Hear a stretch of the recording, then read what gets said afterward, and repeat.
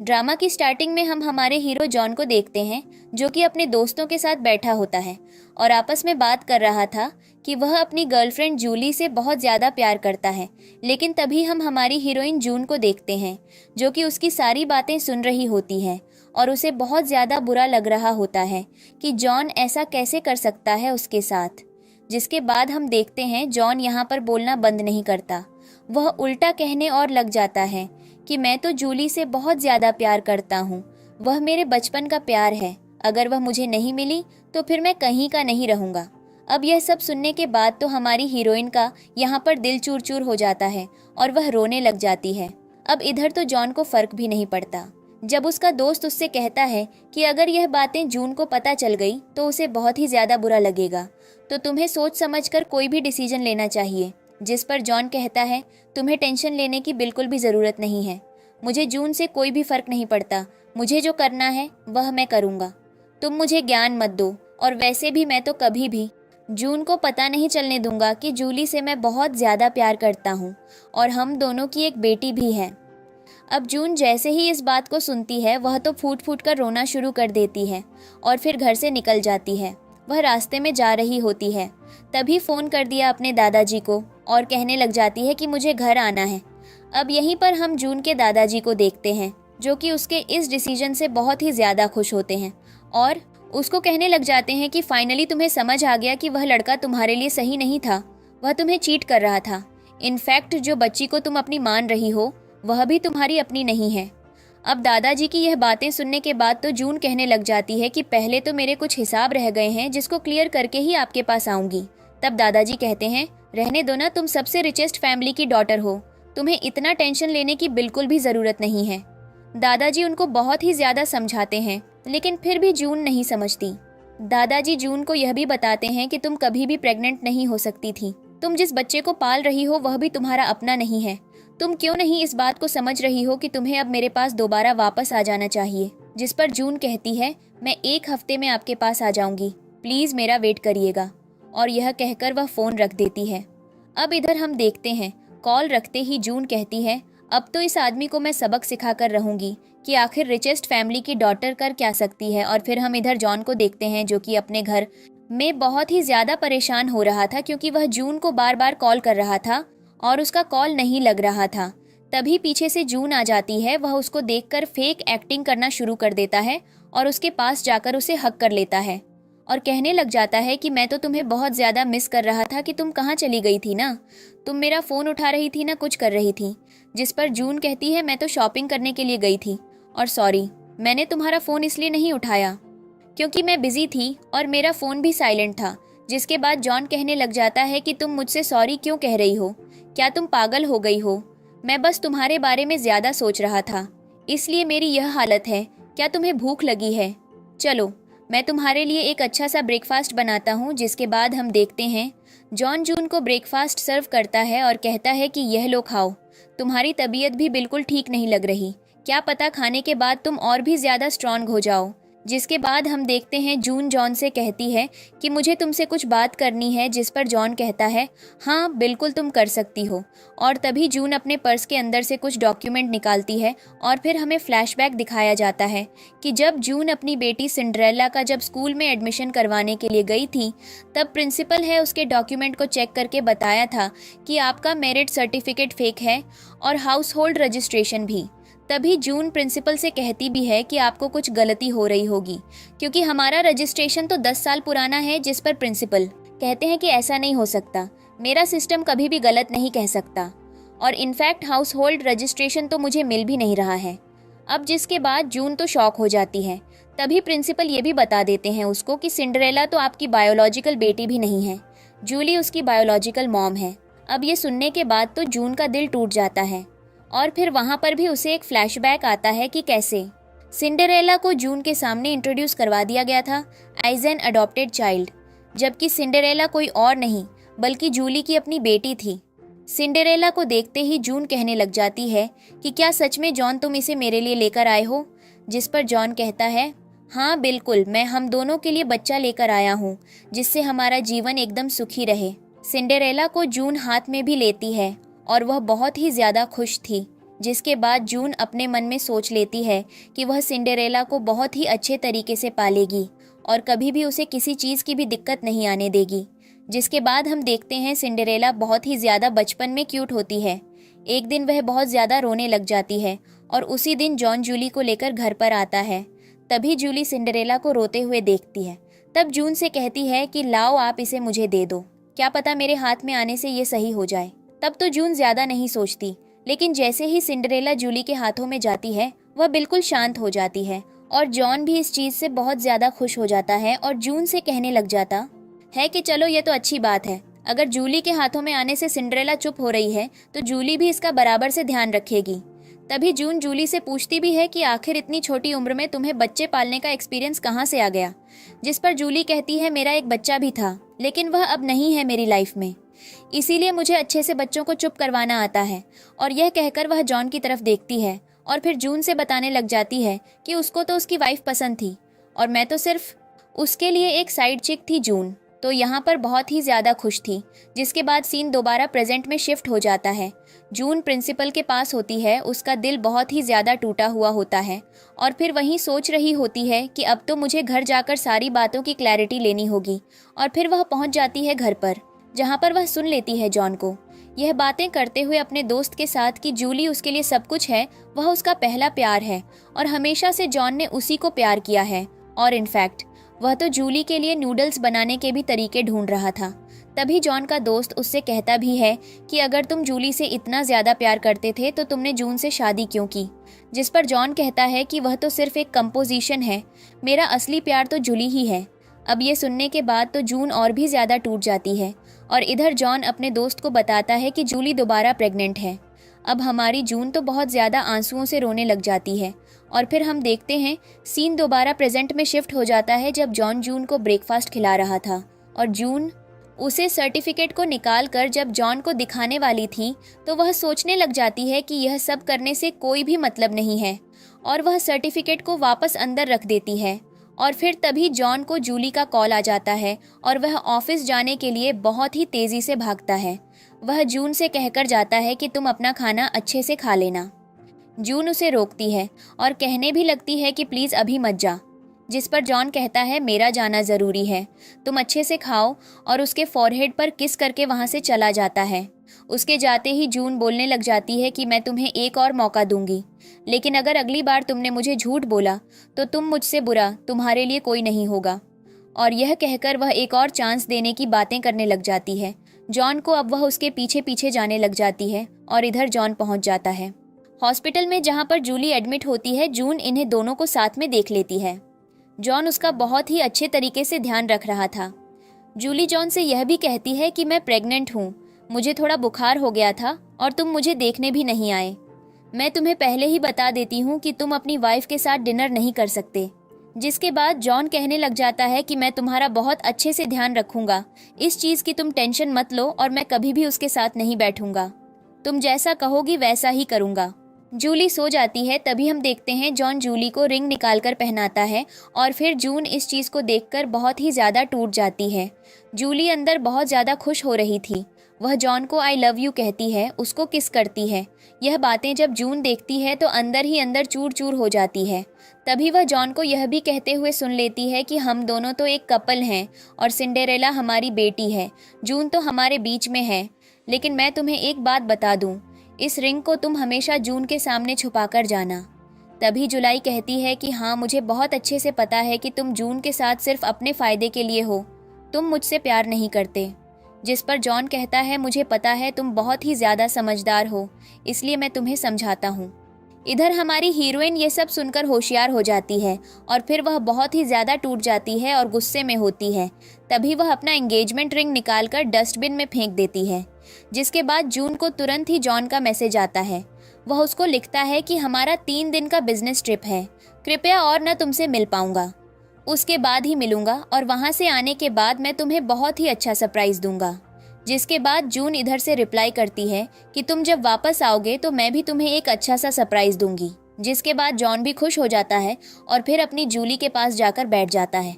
इधर हम जून को देखते हैं जो कि हॉस्पिटल से निकल जाती है और अपने घर पर होती है। सारा सामान पैक कर लेती है, सारे खिलौने सब कुछ पैक कर लेती है और यहाँ तक कि अपना फ़ोन देखने लगती है, जहाँ पर वह जूली के पोस्ट किए हुए फ़ोटो को देखती है और उन्हें लाइक भी कर देती है, जिसके बाद तुरंत इन्हें लोगों का वीडियो कॉल आ जाता है। तभी जॉन वहाँ से एक्सप्लेनेशन देना शुरू कर देता है कि हमारा बिजनेस ट्रिप तो यहाँ पर बहुत ही अच्छा चल रहा है, देखो मैं अपनी फैमिली के साथ बैठा हूँ और ये देखो सिंड्रेला भी मेरे साथ है। बिजनेस ट्रिप सिंड्रेला के समर कैंप के सिटी के पास ही थी, इसलिए हम लोग साथ में मिल पाए और साथ में अब एक फैमिली रेस्टोरेंट पर खाना खाने के लिए जा रहे हैं। यहाँ का सीन बहुत ही ज़्यादा अच्छा है, तुम अगर कहोगी तो मैं तुम्हें दिखाऊंगा। जिसके बाद जून मना कर देती है और इधर से जूली की तरफ से सिंड्रेला एक्सप्लेनेशन देने लग जाती है कि मामा आप प्लीज़ आंटी को कुछ भी मत कहना, क्योंकि मैंने ही उनसे ज़िद की थी कि मुझे पापा से मिलना है, इसलिए ये दोनों यहाँ पर आ गए। जिसके बाद जून तो सारी सच्चाई इन लोगों की जानती ही थी और उसको सारे फ्लैशबैक्स याद आने लग जाते हैं, जिसको सोचने के बाद उसका दिल करता है कि वह इन पर चिल्ला दे और कहने लग जाए कि बकवास नौटंकी करना बंद करो, लेकिन बेचारी ऐसा कुछ कर नहीं पाती। असलियत में तो वह एकदम शांत हो जाती है और जॉन के 2-3 बार बुलाने के बाद ही वह आवाज़ देती है और कहने लग जाती है कि अच्छा बताओ तुम क्या कहने वाले थे। जिस पर जॉन कहता है कि 3 दिन बाद हमारी एनिवर्सरी है और मैं 3 दिन में तुमसे मिलने आने वाला हूँ, इसलिए टेंशन मत लेना, मैं तुम्हें बहुत ही अच्छा सरप्राइज़ दूंगा। जिस पर जून भी कहती है कि हाँ हाँ तुमने मुझे बहुत सारे सरप्राइज़ दिए हैं और अब इस सरप्राइज़ का भी मुझे इंतज़ार ही रहेगा। जिसके बाद जॉन यहाँ पर जून की तारीफ करना शुरू कर देता है कि हमेशा से सबने मुझे इग्नोर किया, लेकिन एक तुम ही हो जो हमेशा से मेरे साथ रही हो। थैंक यू मेरे साथ रहने के लिए। अब जब यह बातें वह जून से कह रहा था, तब जुलाई अंदर ही अंदर जल रही थी और इधर जून अपने मन में सोच रही थी कि अच्छी तरह से अभी भी याद है कि मैंने इसके लिए क्या क्या किया है। अब इसके बाद जून तो यहाँ पर बहाना बनाती है कि उसके फ़ोन की बैटरी कम है और यह कहकर वह इन लोगों को फ़ोन रखने के लिए कह देती है। इधर वह लोग फ़ोन रखते हैं और फिर जून को दोबारा फ्लैशबैक आने लग जाते हैं कि कैसे पहले जॉन सिर्फ उसका हुआ करता था और वह सिर्फ उसी से प्यार करती थी। वह लोग कंपनी में भी एक साथ काम करते थे, एक ही प्रोजेक्ट पर काम करते थे और फिर आपस में एक छोटी मोटी लड़ाई झगड़ा करते थे, एक रोमांटिक लाइफ जीते थे। एक दिन नशे में जून जब जॉन के पास होती है, तब जॉन उसे बहुत ही अच्छे तरीके से ट्रीट करता है। इन दोनों के बीच बहुत ही प्यारी प्यारी बातें होती हैं और एक प्यारा प्यारा मोमेंट भी होता है। इन दोनों के बीच में किस भी होता है। जून बहुत ही ज़्यादा खुश होती है और फिर हम देखते हैं बर्थडे का सीन, जहाँ पर जून के बर्थडे केक का कैंडल जैसे ही जॉन जलाता है और जून विश मांगने वाली होती है, तभी कॉल आ जाता है जूली का और फिर जॉन तुरंत जून से कहता है कि मुझे अर्जेंटली जाना पड़ेगा और यह कहकर वहाँ से निकल जाता है। लेकिन तब हमारी हीरोइन तो उस समय शक नहीं करती, क्योंकि उसको लग रहा था कि सच में उसको कोई ज़रूरी काम होगा और फिर वह उसकी बातों को इतना दिल पर नहीं लेती। जिसके बाद नेक्स्ट सीन हमें दिखाया जाता है इन दोनों की शादी का, कि कैसे यह दोनों एक दूसरे से बहुत ज़्यादा प्यार करते थे और एक दिन जॉन ने बहुत ही प्यारे तरीके से जून को प्रपोज कर दिया था और वह उसे वेडिंग रिंग भी पहना देता है। यह दोनों एक दूसरे को हक करते हैं और फिर तभी हमारी जून का सपना टूट जाता है। वह एक बहुत ही बुरे सपने में थी और अचानक से अपने घर पर उठती है, जहाँ पर बिजली कड़क रही थी, बहुत तेज़ बारिश हो रही थी और जैसे ही वह वीचैट खोलती है, उसके सारी सच्चाई उसकी आंखों के आगे आ जाती है। अब जिसके बाद हम देखते हैं सीन दोबारा प्रेजेंट पर शिफ्ट हो जाता है, जहां पर जून अपने हाथों में जॉन और उसकी सारी मेमोरीज को लेती है और सब कुछ जलाकर राख कर देती है और यही कह रही होती है कि मैं तो तुमसे बहुत ही गंदा बदला लेकर रहूंगी।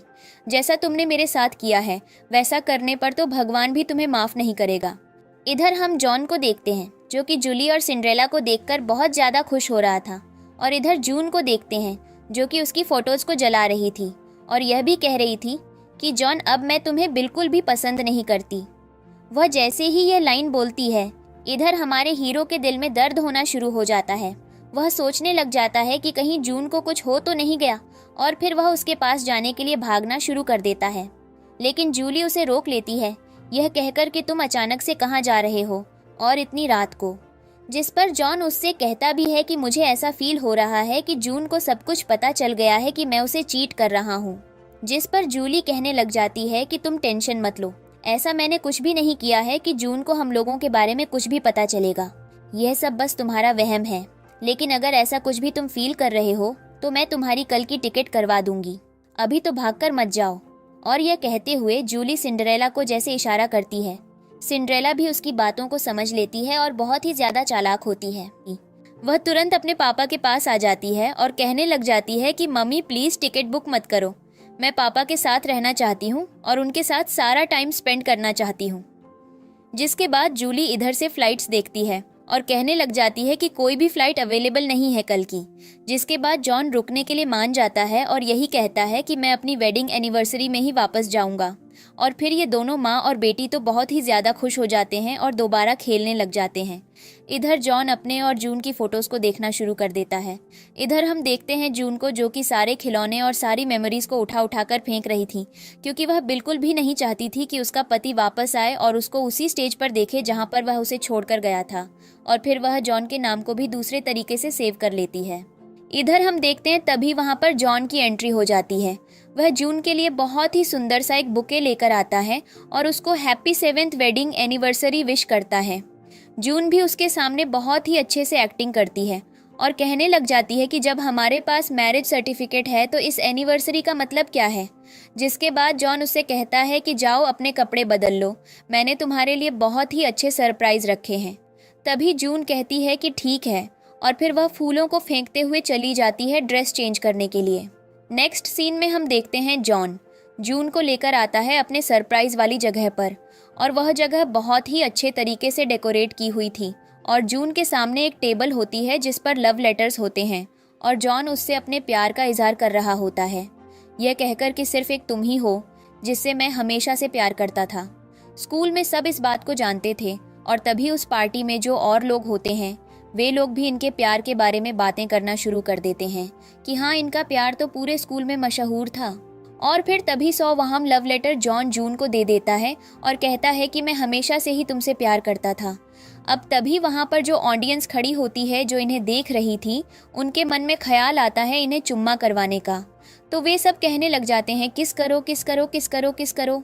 और फिर तभी जॉन जैसे ही जून को किस करने के लिए जाता है तभी जून को फ्लैशबैक आने लग जाते हैं कि कैसे जॉन ने उसे हर्ट किया था।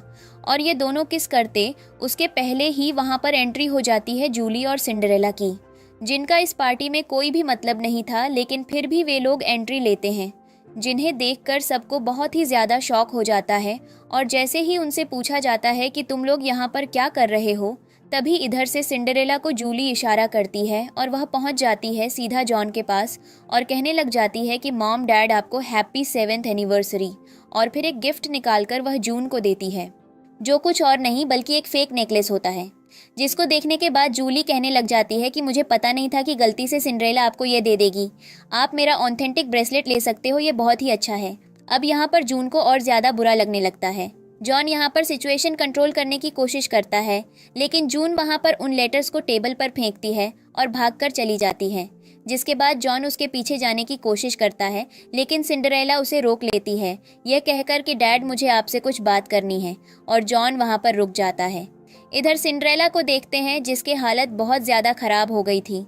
वह अपने फेस को धो लेती है और अपने आप को समझाना शुरू कर देती है कि रोने से कुछ नहीं होने वाला, कल की कल तुम यहाँ से निकल जाओ।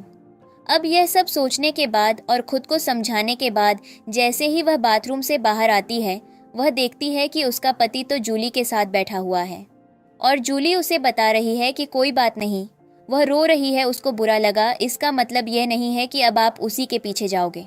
और यह सब कहकर जूली जॉन को सिड्यूस करने लग जाती है और जॉन भी उसको बहुत ही प्यार से देख रहा होता है। ये दोनों आपस में बहुत ही प्यारी प्यारी बातें कर रहे होते हैं और ये हरकतें जून पीछे से देख लेती हैं। ये दोनों एक दूसरे के बहुत ही ज़्यादा क्लोज होते हैं और फिर मेकआउट करना शुरू कर देते हैं। वहीं पर जून की आंखों के आगे अब यह चीज़ बर्दाश्त नहीं हो रही थी। गलती से उसके हाथों से एक फ्लावर वाज गिर जाता है और फिर जून वहाँ से भाग जाती है। जैसे ही जॉन देखने के लिए आता है कि वहाँ पर कौन था, तब उसे वहाँ पर एक ब्रेसलेट मिलता है जो कि सिंड्रेला का था। और तभी वह जूली से कहता है कि अपनी बेटी को समझा लो कि कहीं भी देखना शुरू नहीं कर देना चाहिए और शांति से वहाँ से निकल जाना चाहिए। तुम मुझसे अच्छी सलाह बिल्कुल भी नहीं दे रही हो, और इनफैक्ट मैं एक और चीज़ तुम्हें कह दूँ, आज जो रात में हुआ है वह कभी भी दोबारा रिपीट नहीं होना चाहिए। और यह सब कहकर वह वहाँ से चला जाता है। जिसके बाद इधर हम जून को देखते हैं जो कि बहुत ही ज़्यादा गुस्से में होती है और वेन्यू से बाहर जा रही होती है। तभी रास्ते में उसे जॉन रोक लेता है और कहने लग जाता है कि प्लीज गुस्सा मत हो, सिंड्रेला एक बहुत ही ज्यादा नादान बच्ची है और उसके हाथों से अगर कुछ गलत हो गया तो उसे माफ कर देना चाहिए। जिसके बाद जॉन कहता है कि मत जाओ, मेरी बात मानो, मैंने एक होटल रूम में एक बहुत ही अच्छा सरप्राइज प्लान किया है। जिसके बाद जून जॉन पर चिल्लाने लग जाती है और कहने लग जाती है कि तुम्हें समझ नहीं आ रहा कि मैं यहाँ से जाना चाहती हूँ तो मतलब मुझे जाने दो, बकवास मत करो, मुझे तुम्हारे साथ नहीं रहना। जिस पर जॉन कहने लग जाता है कि मैंने जब तुम्हें स्कूल के टाइम से ही कभी नहीं छोड़ा तो अब तुम्हें कैसे छोड़ दूंगा। तभी इधर हमारी हीरोइन को फ्लैशबैक आ जाता है कि कैसे स्कूल के दिनों में यह दोनों कितने अच्छे से एक दूसरे के साथ रहते थे और एक दूसरे का कितना अच्छा ध्यान रखते थे और कितने प्यारे प्यारे मोमेंट्स निभाते थे। जिसके बाद फाइनली जॉन जून को मना लेता है और लेकर दोबारा पार्टी में आ जाता है, जहां पर इन दोनों के परफॉर्मेंस को देखकर सारे लोग खुश हो रहे थे। वहीं पर जूली और सिंड्रेला शुरू कर देते हैं अब सरप्राइज के नाम पर। जॉन ने जून और अपना एक बहुत ही बड़ा फोटो फ्रेम बनवाया था और वह प्रेजेंट करने के लिए जॉन अपने असिस्टेंट को कहता है। तभी वहां पर हम देखते हैं फोटो आ जाती है और फिर सारे खड़े लोग आपस में बात करने लग जाते हैं कि ये दोनों तो बहुत ही अच्छे कपल हैं, एक दूसरे के बिल्कुल परफेक्ट मैच हैं।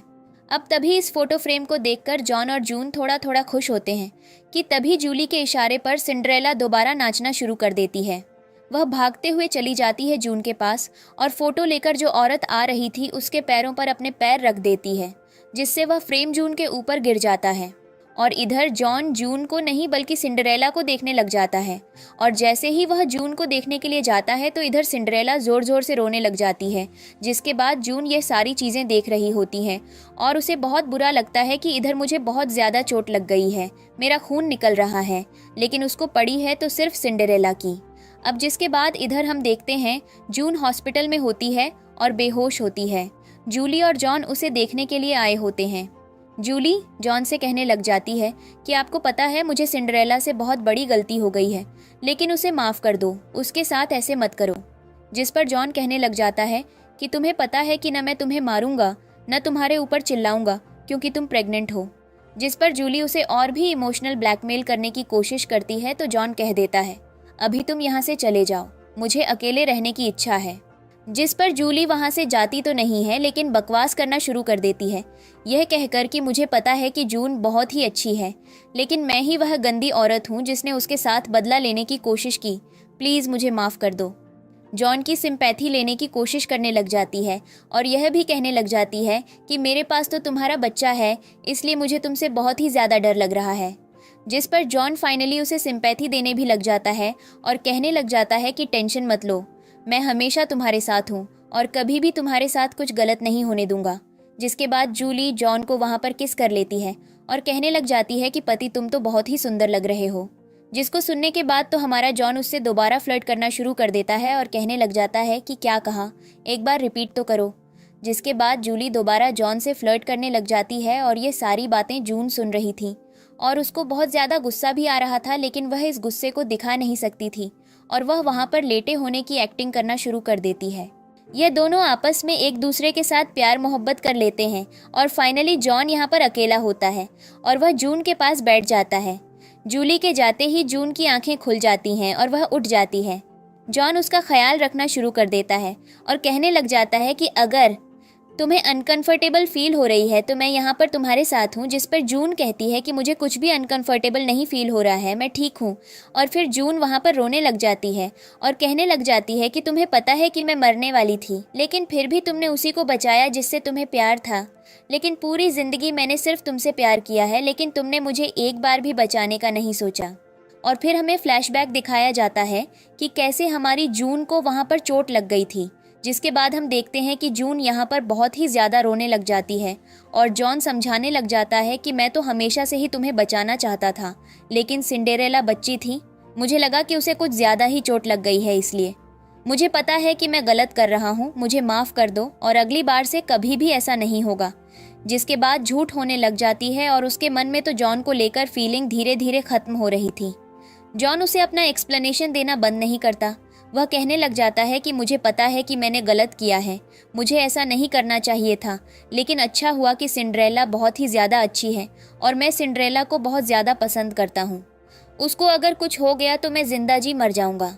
इसके बाद जून कहती है कि हाँ, अगर उसको कुछ हुआ तो तुम मर जाओगे, अगर मुझे कुछ हुआ तो तुम्हें कोई भी फर्क नहीं पड़ेगा। मैं तुमसे सिर्फ एक चीज़ पूछना चाहती हूँ, तुम मेरे और जूली के बीच में किसी एक को चुन लो। जिस पर हंसते हुए जॉन कहने लग जाता है कि ऑफ कोर्स मैं तुम्हें चुनूंगा, इस बात पर तुम ओवर थिंकिंग करना बंद करो। अब जिसके बाद जून कहती है कि तुमने मुझे चुनकर ही लिया है तो चलो तुरंत फ़ोन लगाओ, पुलिस को कॉल करो और उनको बुलाओ। जब तुम्हें सारी सच्चाई पता है तो तुम क्यों नहीं जूली को जेल भिजवा रहे हो। जिस पर जॉन तो चिल्लाने लग जाता है और कहने लग जाता है कि मैं तुम्हें कह रहा हूँ, किसी को कोई भी गलती नहीं है तो तुम मेरी बात मानने को तैयार क्यों नहीं हो रही हो। और यह कहकर वह जून पर बहुत तेज चिल्ला देता है। जून को यहाँ पर बहुत ही ज़्यादा बुरा लग जाता है और वह उल्टा जॉन पर चिल्ला देती है, क्या करके? मुझे तुम बहुत ही अच्छे तरीके से पता है कि तुम उन्हीं का साइड लोगे। अब अच्छा होगा कि तुम यहाँ से चले जाओ। ये कहकर वह जॉन को भगाने लग जाती है।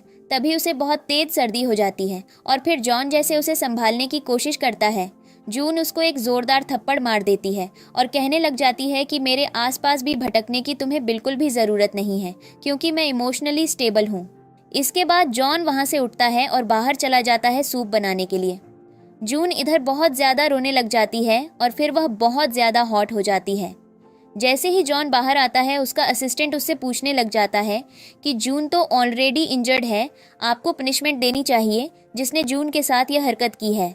जिस पर जॉन अपने असिस्टेंट से ज़्यादा कुछ तो नहीं, बस यही कहता है कि जूली ने मेरी ज़िंदगी बचाई है, बस इसलिए मैं उसके साथ हूँ और अब तो वह मेरे बच्चे के साथ प्रेग्नेंट भी है और यह मैटर यहीं पर ख़त्म हो जाता है।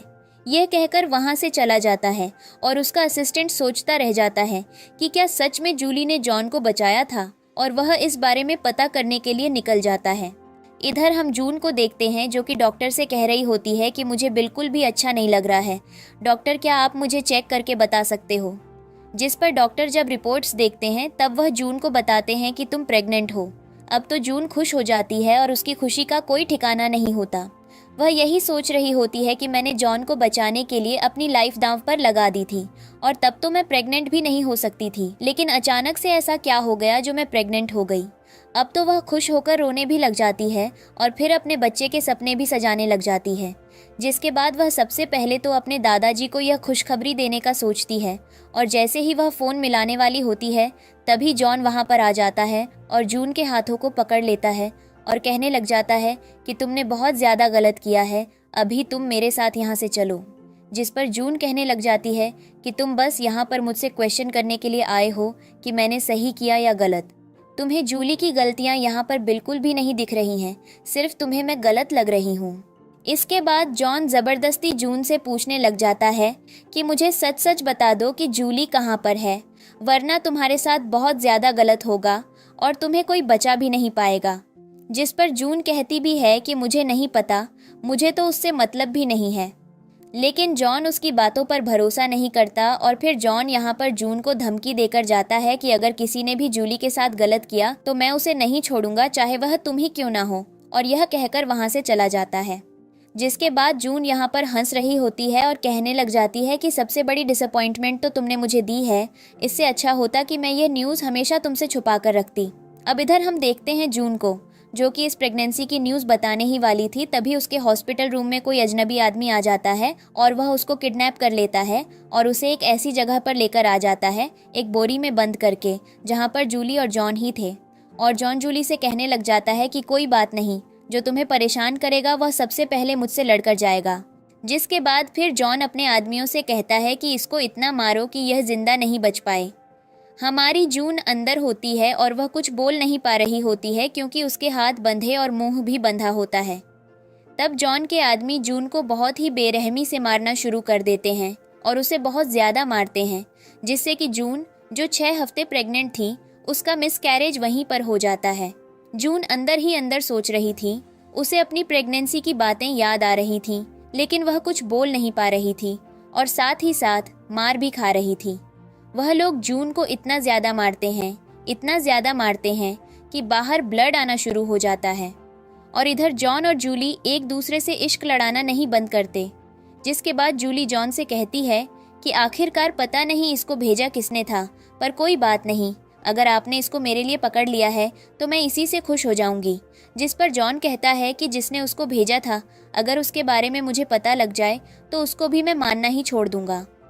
तभी जूली कहने लग जाती है कि मैं नहीं चाहती कि आपके और जून के बीच में मुझे लेकर लड़ाई हो, इसलिए प्लीज़ आप दोनों मत लड़िए। जिस पर जॉन कहता है कि उसने हमारी बेबी को दिक्कत पहुंचाने की कोशिश की है, इसलिए मैं उसे कभी भी माफ़ नहीं करूंगा। और फिर वह अपने आदमियों से जून को और भी ज़्यादा मारने के लिए कहता है। उसके आदमी जून को बहुत मारते हैं और जब बाहर ब्लड आता है तब उसके आदमी रुक जाते हैं। इधर जूली जॉन के साथ रोमांस करने लग जाती है और फिर जूली तो जानती ही थी कि अंदर जून है। उन लोगों के जाने के बाद ही जून के हाथ तुरंत खुल जाते हैं और वह अपने मुंह से भी हटा लेती है और बाहर जैसे ही निकलती है कि जॉन के लोग उसे देख लेते हैं और उसके पास पहुंच जाते हैं उसको उठाने के लिए।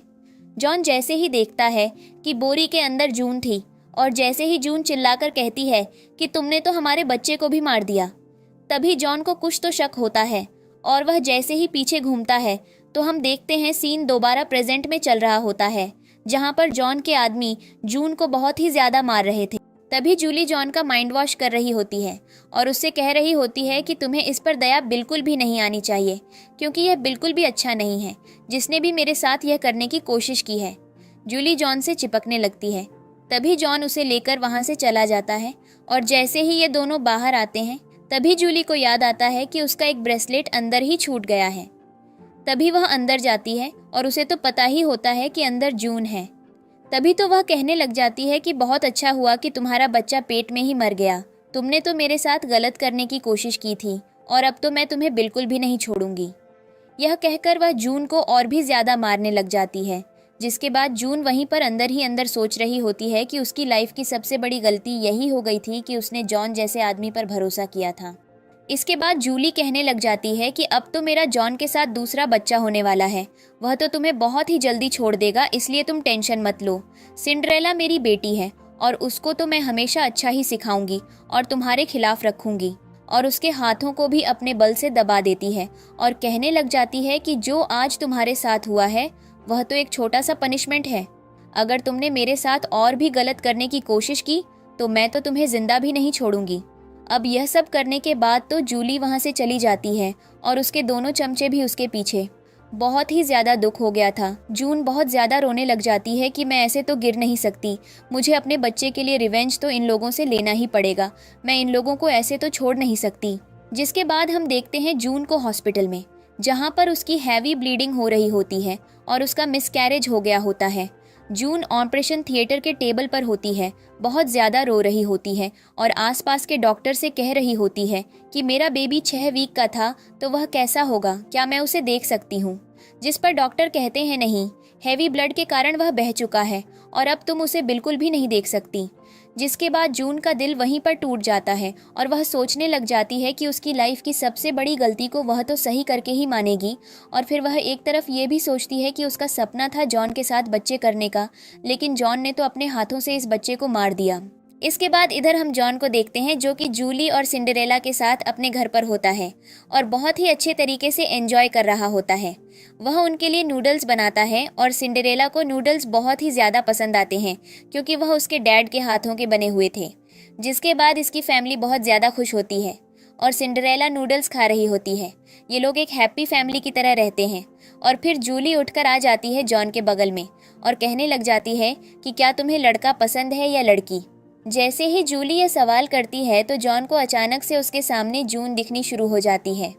वह जूली को जून की नज़र से देख रहा था और एक बार को शॉक हो जाता है। जिसके बाद जूली के 3-4 बार पूछने के बाद जॉन को आखिरकार होश आता है कि अरे ये तो जूली निकली। तभी जॉन दोबारा अपने मन में सोचने लग जाता है कि चलो कोई बात नहीं, ये तो मेरा और जून का बच्चा भी नहीं है तो मैं क्यों उसे देख रहा हूँ। जिसके बाद जूली भी कहने लग जाती है कि सिंड्रेला अपने डैड को नूडल्स खिला दो, वह दिन भर के थके हुए कुछ नहीं खाए और तुम कैसे खा सकती हो। जिस पर सिंड्रेला जैसे ही अपने फादर को खिलाने लग जाती है तब जॉन कहता है कि मैं यहाँ से जा रहा हूँ लगेज चेक करने के लिए। जूली उसे रोकती है और कहने लग जाती है कि तुम चल सकते हो क्योंकि आज बहुत ज़्यादा रात हो गई है। जिस पर जूली के एक इशारे पर सिंड्रेला तुरंत अपने डैड का हाथ पकड़ लेती है और कहने लग जाती है कि डैड, मुझे तो अपने फैमिली के साथ, पेरेंट्स के साथ बैठकर नूडल्स खाना था, लेकिन आप अगर मुझे छोड़कर जाओगे तो मुझे बिल्कुल भी अच्छा नहीं लगेगा। प्लीज़ आप मेरे साथ रह लो क्योंकि मुझे आप दोनों के साथ रहना है। आज मुझे आप दोनों की बहुत ज़्यादा याद आ रही थी। जिसके बाद हम देखते हैं जॉन तुरंत जूली की तरफ देखता है, जिस पर जूली कहने लग जाती है कि यह सब मैंने उसे नहीं सिखाया, वह खुद से कह रही है। जिसके बाद सिंड्रेला भी कहने लग जाती है कि हाँ, मम्मा ने मुझे नहीं सिखाया, मुझे तो बस उनके साथ रहना है इसीलिए। जिसके बाद जॉन सिंड्रेला से समझाता है कि जून भी तुम्हारी मॉम है, तुम उनके साथ ऐसे नहीं कर सकती। जिसके बाद सिंड्रेला कहती है कि आएंगे तब तो मैं उनके साथ रहूंगी ना, वह तो घर ही नहीं आती। प्लीज़ डैड आप रुक जाओ, मुझे बहुत ज़्यादा डर लगता है। जिस पर जॉन इन दोनों की बातों में आ जाता है और फिर फाइनली रुकने के लिए मान भी जाता है और यह तीनों बहुत ही ज़्यादा खुश हो जाते हैं, सिंड्रेला भी, जूली भी। और सब इधर हमें हॉस्पिटल का सीन दिखाया जाता है। यहाँ पर जून बहुत ही ज़्यादा उदास है। डॉक्टर उसके पास आते हैं और उसे कहने लग जाते हैं कि बहुत सारे इंटरनल इंजरीज हो गई हैं और बहुत सारा ब्लड लॉस हुआ, लेकिन तुम देखना तुम्हारा पति नहीं आया। जिस पर जून कहने लग जाती है कि डॉक्टर, मैं अकेली हूँ पर आपने मेरा ध्यान रखा, उसके लिए बहुत बहुत धन्यवाद। जिसके बाद डॉक्टर कुछ नहीं कहते, वहाँ से चले जाते हैं। इधर हमारी जून बहुत ही ज़्यादा उदास होती है, रो रही होती है और उसको सिर्फ उसके नाइटमेयर्स याद आ रहे होते हैं जो कि उसके साथ हुआ था। और फिर वह अपने बच्चे को याद कर रही होती, अपनी प्रेगनेंसी को देख रही होती है और फिर अपने मन में अपने बच्चे का रिवेंज लेने के लिए सोच लेती है। इधर देखते हैं जैसे ही जून किसी को कॉल करती है तो उधर सीन शिफ्ट हो जाता है और हम देखते हैं जॉन के घर पर कोई आ जाता है। जिस पर इन लोगों को लगता है जून आ गई है। तब वह जूली और सिंड्रेला से यहाँ से जाने के लिए कह देता है, क्योंकि उसे लगता है जून अगर इन दोनों को देखेगी तो वह बहुत ज़्यादा नाराज़ हो जाएगी। वे वहाँ से चले जाते हैं और जून की जगह तो पुलिस अंदर आ जाती है। अब जिसके बाद जॉन को यहाँ पर पता चलता है कि वह जिस इंसान को मार रहा था वह कोई और नहीं बल्कि उसकी बीवी जून थी, क्योंकि पुलिस उसे बता देती है कि तुमने ही उसे मारा है। जिस पर जॉन सोचने लग जाता है कि जो मुझसे सिर्फ एक फ़ोटो फ्रेम के लिए नाराज़ थी और अब तो वह सच में जूली को हर्ट करना चाहती है, ये तो बहुत ही ज़्यादा गलत बात है। जिसके बाद जॉन पुलिस से ही प्रूफ मांग लेता है और कहने लग जाता है कि अगर आपके पास कोई प्रूफ नहीं है कि मैंने ही उसे मारा है तो आप मेरे घर पर कैसे आ सकते हो और मुझे कैसे पुलिस स्टेशन जाने के लिए कह सकते हो। ये सब एक मिसअंडरस्टैंडिंग है और अगर आपको इन्वेस्टिगेट करना भी है तो आप मेरे लॉयर के पास आराम से जा सकते हो। जिसके बाद वह दोनों पुलिस तो वहाँ से चली जाती है और फिर जॉन यहाँ पर बहुत ही ज़्यादा गुस्से में होता है। उसके पास जूली भागते हुए आती है और उसके हाथ को पकड़ लेती है और कहने लग जाती है कि जून तो हमारे लिए एक गरज होल्ड करके बैठी है, मुझे उससे बहुत ज़्यादा डर लग रहा है। जिस पर जॉन कहता है टेंशन मत लो, जब तक मैं हूँ तुम्हें कोई कुछ भी नहीं कर पाएगा। जॉन कहता है टेंशन मत लो, जब तक मैं हूँ तुम्हें कोई कुछ भी नहीं कर पाएगा। जिस पर जूली जॉन से आई लव यू कहती है और कहने लग जाती है कि मुझे पता है कि जब तक तुम हो मेरे साथ कुछ भी गलत नहीं होगा, और यह कहकर वह उसे हक कर लेती है। अब इधर हम देखते हैं जून को जो कि हॉस्पिटल में होती है और फिर उसे पुलिस का फ़ोन आता है। पुलिस उसे बता देती है कि हमारे पास कोई भी एविडेंस नहीं है जिससे यह साबित हो जाएगा कि जूली ने तुम्हें मारा है। अब जून तो इस बात से दुख में आ जाती है और यही सोचने लग जाती है कि अब तो मैं बदला भी नहीं ले सकती हूँ क्योंकि जॉन तो उसी के साइड हो गया है। और यह कहकर वह रोने लग जाती है। तभी उसे खून की खांसी होने लग जाती है और फिर वह तुरंत जॉन को फ़ोन लगाती है और फिर चिल्लाना शुरू कर देती है कि तुमने तो हमारे बच्चे को मार दिया, तुमने तो उसे प्रोटेक्ट करने की भी कोशिश नहीं की, तुम्हें सिर्फ सिंड्रेला की पड़ी है और जूली की पड़ी है। जिस पर इधर हम देखते हैं कि जॉन का फ़ोन जॉन नहीं बल्कि उसकी बीवी जूली उठाती है और जून जब उधर से चीख रही थी तब उसकी बातें कोई और नहीं बल्कि जूली ही सुन रही थी। तो वह उसे जवाब भी दे देती है कि मेरे पास ऑलरेडी 2 बच्चे हैं, इसलिए वह तो तुम्हारे बच्चे को देखेगा भी नहीं, अच्छा होगा कि तुम उसके जीवन से चली जाओ। अब तभी हम देखते हैं जूली को कि जॉन कुछ आवाज़ देता है और जूली इधर से चिल्लाने लग जाती है कि हाँ हाँ मैं आ रही हूँ। और फिर यह सब करके वह जून को चिढ़ाना चाहती थी। जून भी बहुत ज़्यादा रो रही होती और फ़ोन को रख देती है और फिर अपने मन में सोच लेती है कि उसकी फैमिली तो घर पर बहुत ही ज़्यादा अच्छे से है और वे दोनों तो एक दूसरे को नूडल्स खिला रहे होंगे, और यह सब सोचकर वह बहुत ज़्यादा रोने लग जाती है। इधर इन लोगों की हैप्पी फैमिली दिखाई जाती है और दादी को दिखाया जाता है जो कि रो रही होती है अपने बच्चे के लिए और फाइनली अपने मन में यही सोचती है कि वह अपने बच्चे का रिवेंज लेकर ही रहेगी। इधर हम देखते हैं जॉन को जो कि सिंड्रेला के बालों को बहुत ही अच्छे तरीके से सुखा रहा था और उसको अपनी बेटी की तरह रख रहा था। अब इसके बाद वह तुरंत जूली से पूछता है कि मेरा फ़ोन बज रहा था, उस पर कौन था? जिस पर जूली कहने लग जाती है कि कोई नहीं था, वह तो तुम्हें गलतफहमी हो रही है, लो तुम खुद ही चेक कर लो। जिस पर जूली पर भरोसा करने के बाद जॉन फ़ोन चेक नहीं करता और इधर से जूली नंबर भी डिलीट कर देती है जून का। बहुत ज़्यादा चालाक बनने के बाद इधर हम देखते हैं जूली को, जो कि पहुंच जाती है अपने मुंह बोले पति के पास और कहने लग जाती है कि चलो आज हम दोनों बहुत जल्दी रेस्ट कर लेते हैं क्योंकि मुझे तुम्हारे साथ की ज़रूरत है।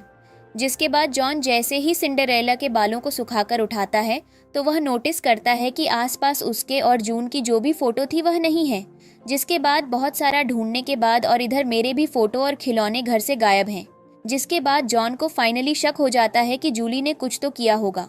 जिस पर जूली भी कहने लग जाती है कि नहीं, मैंने कुछ भी नहीं छुआ, मैं तो छोटी भी नहीं हूँ। जिस पर सिंड्रेला भी कहने लग जाती है कि हाँ, मेरी माँ तो नहीं छूती कभी। जॉन वहाँ से भागकर जाता है अपने रूम में और सारे फ़ोटो को ढूंढना शुरू कर देता है। उसके रूम में भी एक भी फ़ोटो नहीं थे। अब यह तो पागल ही हो जाता है। जूली इसे रोकने की कोशिश करती है तो वह जूली को भी खुद से दूर भेज देता है और कहने लग जाता है कि जून को हम पर शक हो गया है, इसीलिए उसने हम लोगों के साथ ऐसा किया है। हो सकता है उसे हम लोगों के बारे में पता चल गया हो। जिसके बाद जॉन जैसे ही जून को फ़ोन मिलाता है तब जून का फ़ोन बंद होता है और तो उसे फाइनली शक हो जाता है और फिर वह हॉस्पिटल भागने के लिए चला जाता है। तभी जूली उसे रोक लेती है और कहने लग जाती है कि ऐसा नहीं हो सकता कि जून को हम लोगों के बारे में पता चल गया होगा, क्योंकि मैंने तो उसे कोई भी हिंट नहीं दिया था। तभी जूली की बातों को इग्नोर करके वह फिर भी हॉस्पिटल जाना चाहता है, लेकिन जूली उसे जाने नहीं देती और ये कहती है कि सिंड्रेला चाहती है कि हम दोनों उसके साथ सोएं, इसलिए प्लीज़ तुम आज मत जाओ, तुम कल सुबह आसानी से जा सकते हो। जिस पर जॉन जूली पर गुस्सा हो जाता है और उसे कहने लग जाता है कि मैं सिर्फ तुम्हारे साथ इसलिए हूँ क्योंकि तुमने मेरी जान बचाई, इसके ऊपर कुछ भी नहीं। तो तुम ज़्यादा अपने आप को तेज़ मत समझना। और मैं तुम्हें एक बात और बता दूँ, मेरे दिल में हमेशा मेरे लिए जून ही रहेगी और यह बात तुम्हें बहुत अच्छे से पता होनी चाहिए। क्या कर जॉन जैसे ही वहाँ से जाता है तब जूली को तो बहुत ज़्यादा गुस्सा आने लग जाता है और वह बस यही सोचती है कि मैं उसे कैसे रोक लूँ। जिसके बाद हम देखते हैं जहाँ पर जूली की भी एक्सीडेंट हुई थी और उसके पति ने किसी और को नहीं बल्कि जॉन और जून को ही ठोका था। उसका पति तो वहाँ से भागना चाहता था, लेकिन जूली ही अपने पति से कहती है कि चलो इन्हें दोनों को बचा लेते हैं। जॉन यहाँ पर बेहोश हो जाता है और जून भी बेहोश हो जाती है। जिसके बाद हम देखते हैं फिर दोबारा प्रेजेंट में शिफ्ट हो जाता है और फिर जूली बस यही कहती है, मैं तो बस प्रिटेंड कर रही थी कि मैंने तुम्हें बचाया, ऐसा तो कुछ है भी नहीं, लेकिन अगर इसी बात से तुम मेरे साथ हो तो मैं इसको बहुत अच्छे तरीके से खेल सकती हूँ। अब नीचे हम देखते हैं सिंड्रेला अपने डैड को रोक लेती है और कहने लग जाती है कि आप तो मॉम को कल भी हॉस्पिटल देखने के लिए जा सकते हो, लेकिन आज मेरे साथ रह लो क्योंकि मुझे बहुत ज़्यादा डर लगता है। जिसके बाद जॉन उसे कहता भी है कि तुम्हारी मॉम का फ़ोन बंद है इसलिए मुझे डर लग रहा है। जिस पर सिंड्रेला कहती है कि टेंशन मत लो, हॉस्पिटल में है और आप कल आसानी से उसके पास जा सकते हो क्योंकि मॉम सो गई होगी, उन्हें ध्यान नहीं रहा होगा फ़ोन चार्ज करने का तो फ़ोन बंद हो सकता है। आप क्यों टेंशन ले रहे हो, आप कल चले जाना। और यह कहकर वह ज़बरदस्ती जॉन को अपने साथ बैठा लेती है और कहने लग जाती है कि मॉम को तो सूप पसंद है, आप कल उनके लिए सूप बनाकर और ढेर सारे गिफ्ट लेकर जाना, वह खुश हो जाएगी। तभी जूली वहाँ पर आ जाती है और कहने लग जाती है कि हाँ, तुम कल उसे देखने आराम से जा सकते हो, आप लोग लड़ना बंद करो, चलो हम लोग सब सो जाते हैं। जिसके बाद जॉन उन लोगों की बातों में आ जाता है और फिर सिंड्रेला के साथ जूली को अंदर भेज देता है। वह बाहर बैठा होता है और फिर जून की फ़ोटो को देख रहा होता है और मन में कहता है कि मैं तुम्हें बहुत ज़्यादा मिस कर रहा हूँ जून। और इधर हम जून को देखते हैं जो कि अपने फ़ोन को फुल चार्ज करवा लेती है और फिर जैसे ही उसका फ़ोन ऑन होता है नर्स उसे कहती है कि अपने बॉडी का अच्छा सा ध्यान रखो, तुम बहुत ही बूढ़ी नहीं हो गई हो, अभी तक तुम अपने बच्चे को बाद में भी कर सकती हो, लेकिन यह शरीर वापस नहीं आएगा और अगर तुम्हें कोई भी चीज़ की दिक्कत हो तो तुम मुझे कभी भी कॉल कर सकती हो। जिस पर जून नर्स से बहुत ही अच्छे तरीके से बात करती है और फ़ोन खुलते ही सबसे पहले वह एक फ़ोटो देखती है जो कि उसके बच्चे की होती है और इस बात से तो वह सिर्फ जॉन के बारे में सोचती है और उसके दिमाग में यही चल रहा होता है कि इस बच्चे का बाप कितना ज़्यादा टेंशन फ्री होगा और कुछ भी नहीं सोच रहा होगा। अब यह फ़ोटो जून तुरंत व्हाट्सएप कर देती है जॉन को, लेकिन जॉन इधर तो सूप बनाने में लगा हुआ था और उसका फ़ोन सिंड्रेला के पास था। तभी सिंडरेला चुपके से उस फोटो को जॉन के फ़ोन से डिलीट कर देती है और फिर जैसे ही जूली देख लेती है कि सिंडरेला उसके फ़ोन से कुछ कर रही है, तभी सिंडरेला सच सच बता देती है उसे कि बेकार आंटी ने पापा के फ़ोन में कुछ तो भेजा था, इसलिए मैंने उसे बिना देखे डिलीट कर दिया। पूछने पर कि उस फोटो में क्या था, तब सिंडरेला बता भी नहीं पाती, जिस पर जूली कहती है कि बहुत अच्छा किया तुमने कि ऐसा किया, आगे से अगर तुम कुछ भी देखो तो तुम आसानी से डिलीट कर सकती हो। जिसके बाद जूली सिंडरेला से बहुत ज़्यादा प्यार कर देती है और कहने लग जाती है कि तुम्हें तो पता ही है कि उस गंदी औरत ने तुम्हारी मॉम के साथ कितना सारा बदला लिया, इसलिए तो मुझसे हमेशा दूर रहना और अपनी मॉम के हमेशा पास रहना। जिसके बाद सिंडरेला भी जूली की बातों को सुनती है और वहीं कहने लग जाती है कि हाँ, मुझे तो हमेशा से वह आंटी पसंद नहीं थी और मैं तो उस आंटी को पापा से भी दूर कर दूंगी। जिसके बाद जूली भी बहुत ज़्यादा खुश हो जाती है और ये दोनों एक दूसरे को हग कर लेते हैं। इधर हम हॉस्पिटल में देखते हैं जून बार बार व्हाट्सएप खोलकर देख रही थी कि कहीं जॉन ने मैसेज को सीन तो किया होगा या नहीं, लेकिन जॉन ने मैसेज सीन नहीं किया होता है तो जून रोने लग जाती है और फिर वह फाइनली जॉन को ब्लॉक भी हर जगह से कर लेती है और फिर बहुत ही ज़्यादा गुस्से में होती है। अगले दिन सुबह का हमें सीन दिखाया जाता है जहां पर सिंड्रेला और जॉन जून से मिलने के लिए हॉस्पिटल में आ जाते हैं और तभी काउंटर पर नर्स बात कर रही होती है जून के बारे में कि उसका पति उससे कितना ज़्यादा प्यार करता था, लेकिन जब से उसका एक्सीडेंट हुआ है वह उसे एक बार भी देखने के लिए नहीं आया है और तो और उसका मिसकैरेज हुआ है, उसका इतना सारा ब्लड लॉस हुआ है, लेकिन फिर भी वह उसे देखने नहीं आया। जॉन उन लोगों की बातों को सुन लेता है और कहने लग जाता है कि क्या जून की बातें कर रहे हो, वह मेरी वाइफ है।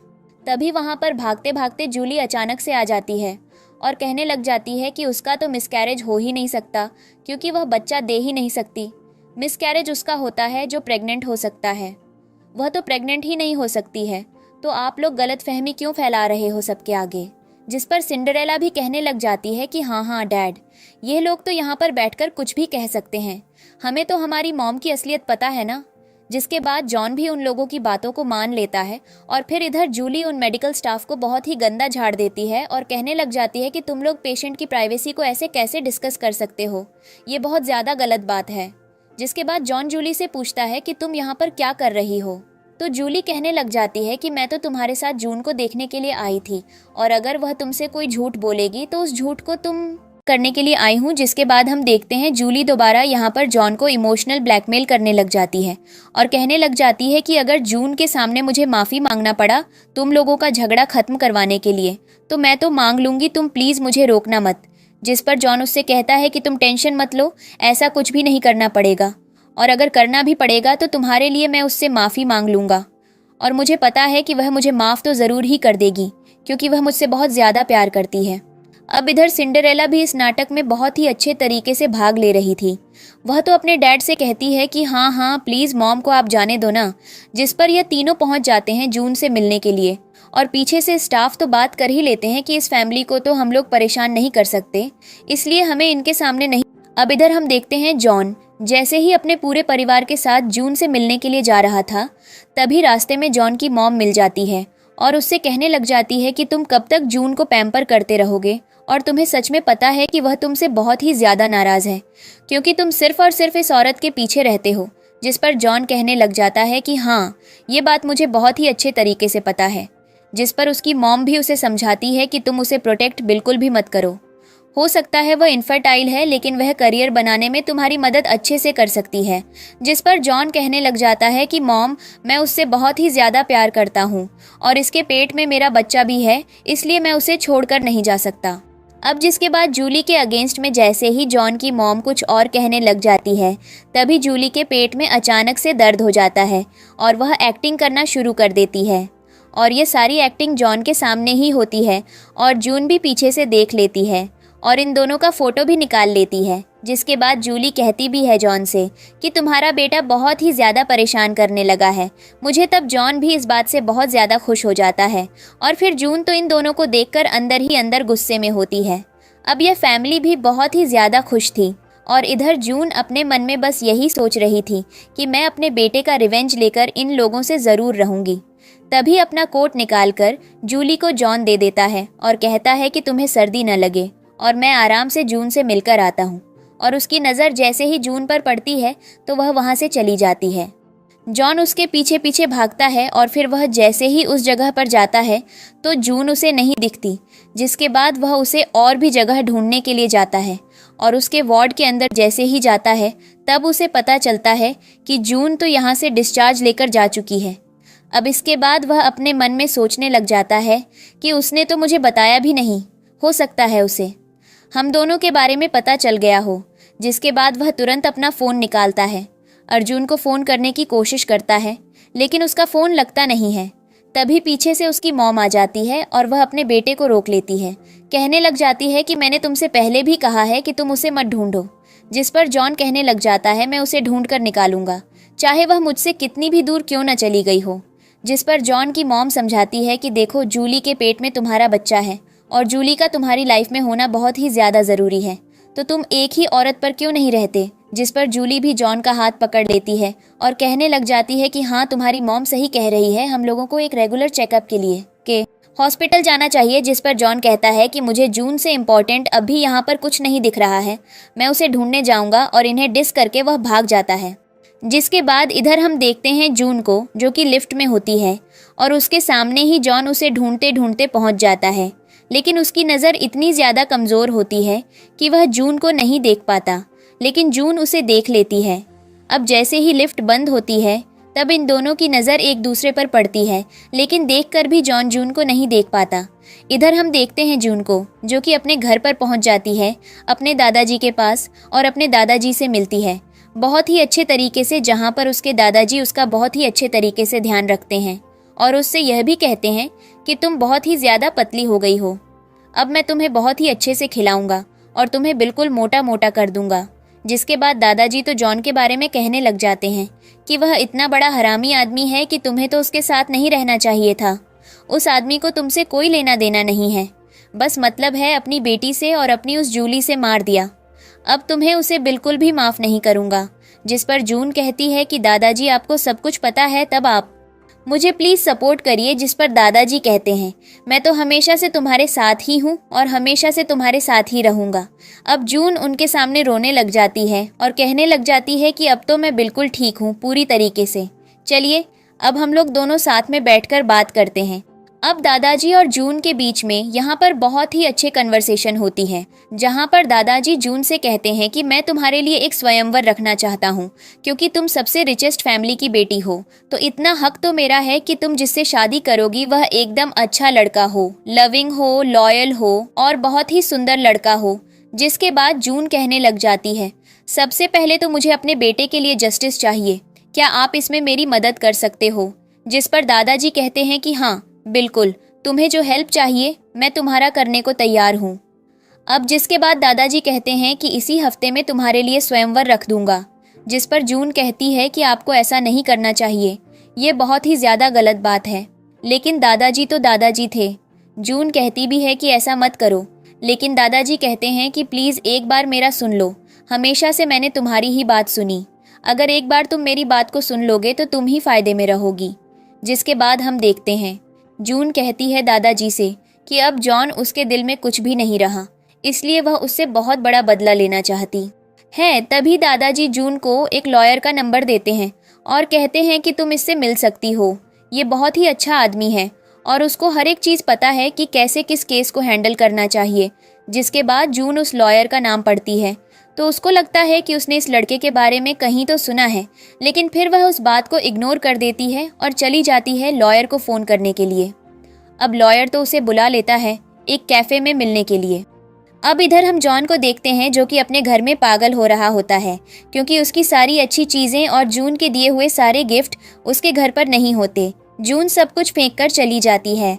वह जून को बहुत ही ज़्यादा मैसेज करता है कि वाइफ मैं तुम्हें मिस कर रहा हूँ, लेकिन जब उसे पता चलता है कि जून ने उसे ब्लॉक कर दिया तब वह और भी पागलों की तरह उसे ढूंढने के लिए निकल रहा होता है। तभी रास्ते में दोबारा जॉन की मॉम उसे रोक लेती है, कहने लग जाती है कि हो सकता है कि जून तुम्हारे ऊपर नखरे दे रही हो और तुम उसके नखरे को झेल रहे हो। जिस पर जॉन कहता है कि उसने मुझे ब्लॉक कर दिया और 10 साल में ऐसा कभी भी नहीं हुआ है कि किसी औरत ने मुझे ब्लॉक कर दिया हो सकता है कि वह नॉर्थ सिटी कैफ़े में हो, जो कि उसकी सबसे फेवरेट प्लेस थी। मैं वहीं पर उसे ढूंढने के लिए जा रहा हूँ और अपनी मॉम को भी साइड में धकेल कर वह चला जाता है। इधर हम देखते हैं जून को, जो कि लॉयर से मिलने के लिए पहुंच जाती है एक कैफ़े में। और वह लॉयर बहुत ही ज़्यादा खूबसूरत होता है और उसका नाम जैक होता है। ये हमारे ड्रामा का सेकंड मेल लीड होता है। अब हम देखते हैं जैक जून के लिए एक कॉफ़ी ऑर्डर कर देता है और उससे फिर केस के बारे में डिस्कस करने लग जाता है, जिसके बाद इन दोनों के बीच में बातें होने लग जाती हैं। और फिर जून जैक से कहती है कि मैं शायद तुमसे पहले कभी मिली हुई हूँ, जिस पर जैक कहता है कि हाँ, स्कूल के टाइम पर मैं बहुत अच्छा वायलिन बजाता था और तुम मुझे सुनने के लिए आया करती थी और मेरा तुम्हारे ऊपर क्रश था। ये फ्लैशबैक हमें दिखाया जाता है। अब जिसके बाद हम देखते हैं जून को, जब सारी चीज़ें याद आ जाती हैं कि जैक उसका सीनियर होता है, जिसके बाद इन दोनों के बीच में अच्छी खासी बातचीत होती है। जून कहती है कि मेरा तो पूरा ड्रॉअर लव लेटर से भर गया था, एक मोमेंट पर इतने सारे लव लेटर तुम मुझे लिखते क्यों थे। अब जिसके बाद हम देखते हैं यह फाइनली आ जाते हैं मुद्दे की बात पर, जो कि ये होती है कि जूली से बदला लेना है। अब तभी हम देखते हैं वहाँ पर जॉन की गाड़ी आ जाती है और वह उसी कैफ़े के बाहर आ जाता है जून को ढूंढने के लिए। वह क्योटो की सारी कैफ़े छान चुका था और यह आखिरी कैफ़े था जहाँ पर उसे जून मिल सकती थी। तभी हम देखते हैं जून उठती है और वॉशरूम के लिए चली जाती है और जॉन जैसे ही कैफ़े के अंदर आता है वह देखता है अपने सीनियर को, लेकिन उसे देखकर वह कोई भी भाव नहीं देता। और फिर जब जून से नहीं मिलती तो वह बाहर चला जाता है। जैसे ही जून वॉशरूम से बाहर आती है वह जॉन को आसपास देखती है, पूछते हुए कि कहीं किसी ने जून को तो नहीं देखा। तब वह अपने मन में बस यही सोचती है कि तुम तो मुझे ज़िंदगी भर ढूंढोगे, मैं तुम्हें फिर भी नहीं मिलूंगी। अब इधर हम देखते हैं तभी जॉन का एक छोटा सा एक्सीडेंट हो जाता है और जूली वहाँ पर उसके पास भागते हुए आती है और कहने लग जाती है कि तुम इंजर्ड हो गए हो, तुम्हें अभी भी अपनी फिक्र नहीं है। ये सब चीज़ें खड़ी होकर देख रही थी। तभी जैक उसके पास आ जाता है और कहने लग जाता है कि आओ हम दोनों बात करने के लिए यहाँ पर आए हैं, उसे बात को पूरा कर लेते हैं। और फिर इधर जूली जॉन से कहती है कि तुम्हारे हाथ में बहुत ज़्यादा चोट लग गई है, चलो मैं तुम्हें दवाई लगा दूँ। जिस पर जॉन कहता है नहीं, ऐसी इंजरी तो मुझे लगती रहती है। जिसके बाद जूली जॉन को लेकर घर चली जाती है और उसके हाथों में दवाई लगाने लग जाती है। अभी जॉन की मॉम उसे कहती है कि एक बहुत बड़ा परिवार अपनी बेटी के लिए स्वयंवर रख रहा है, तो मैं चाहती हूँ कि तुम उसमें से एक पति बनो और हमें वहाँ का इन्विटेशन चाहिए। जिस पर जॉन कहने लग जाता है कि मैं वहाँ पर नहीं जाऊँगा, क्योंकि मैं जून को ढूंढ लूँगा, क्योंकि मैं उससे ही प्यार करता हूँ। जिसके बाद जॉन की मॉम और जॉन में बहस होना शुरू हो जाता है। जॉन की मॉम कहती है कि तुम्हें जाना होगा, लेकिन जॉन वहाँ पर मना कर रहा होता है कि नहीं, मैं नहीं जाऊँगा, क्योंकि मैं जून से प्यार करता हूँ। जिसके बाद हम देखते हैं जॉन की मॉम उसे फोर्स करती है कि नहीं, तुम तो मेरे साथ चल ही रहे हो। जिस पर जॉन अपनी मॉम पर चिल्ला देता है और कहने लग जाता है कि आपको समझ नहीं आ रहा, मुझे नहीं जाना मतलब नहीं जाना। और ये कहकर फिर हम देखते हैं सीन शिफ्ट हो जाता है, जहाँ पर इधर दादाजी अपनी पोती के लिए जो स्वयंवर रच रहे थे, उसमें क्योटो के सबसे बेस्ट लड़के उसके लिए उससे शादी करने के लिए आ रहे थे, जिनका कैरेक्टर बहुत ही ज़्यादा अच्छा था और दादाजी ने उन पर पर्सनली रिसर्च कर रखी थी। जिसके बाद दादाजी कहते हैं कि तुम्हारा एक्स पति भी इसमें पार्टिसिपेट करना चाहता है, तुम्हें क्या लगता है मैं उसे इनविटेशन दूं या नहीं। जिस पर जून कहती है कि उसका ऑलरेडी एक बच्चा और एक वाइफ है, तो फिर वह क्यों आना चाहता है। तभी हम देखते हैं वहाँ पर एंट्री हो जाती है दादाजी के असिस्टेंट की, जो बताते हैं कि जॉन की मॉम और जॉन यहाँ पर आए हुए हैं। तभी हम देखते हैं दादाजी जून से पूछते हैं कि क्या तुम सच में चाहती हो कि जॉन इस चीज़ में पार्टिसिपेट करे। जिस पर जून कहती है कि मैं उसे देखना भी नहीं चाहती।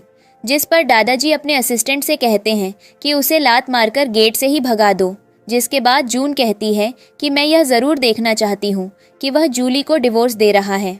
जिस पर दादाजी कहते हैं तब तो उसे अंदर आने दो, और फिर जून को वह भेज देते हैं आराम करने के लिए।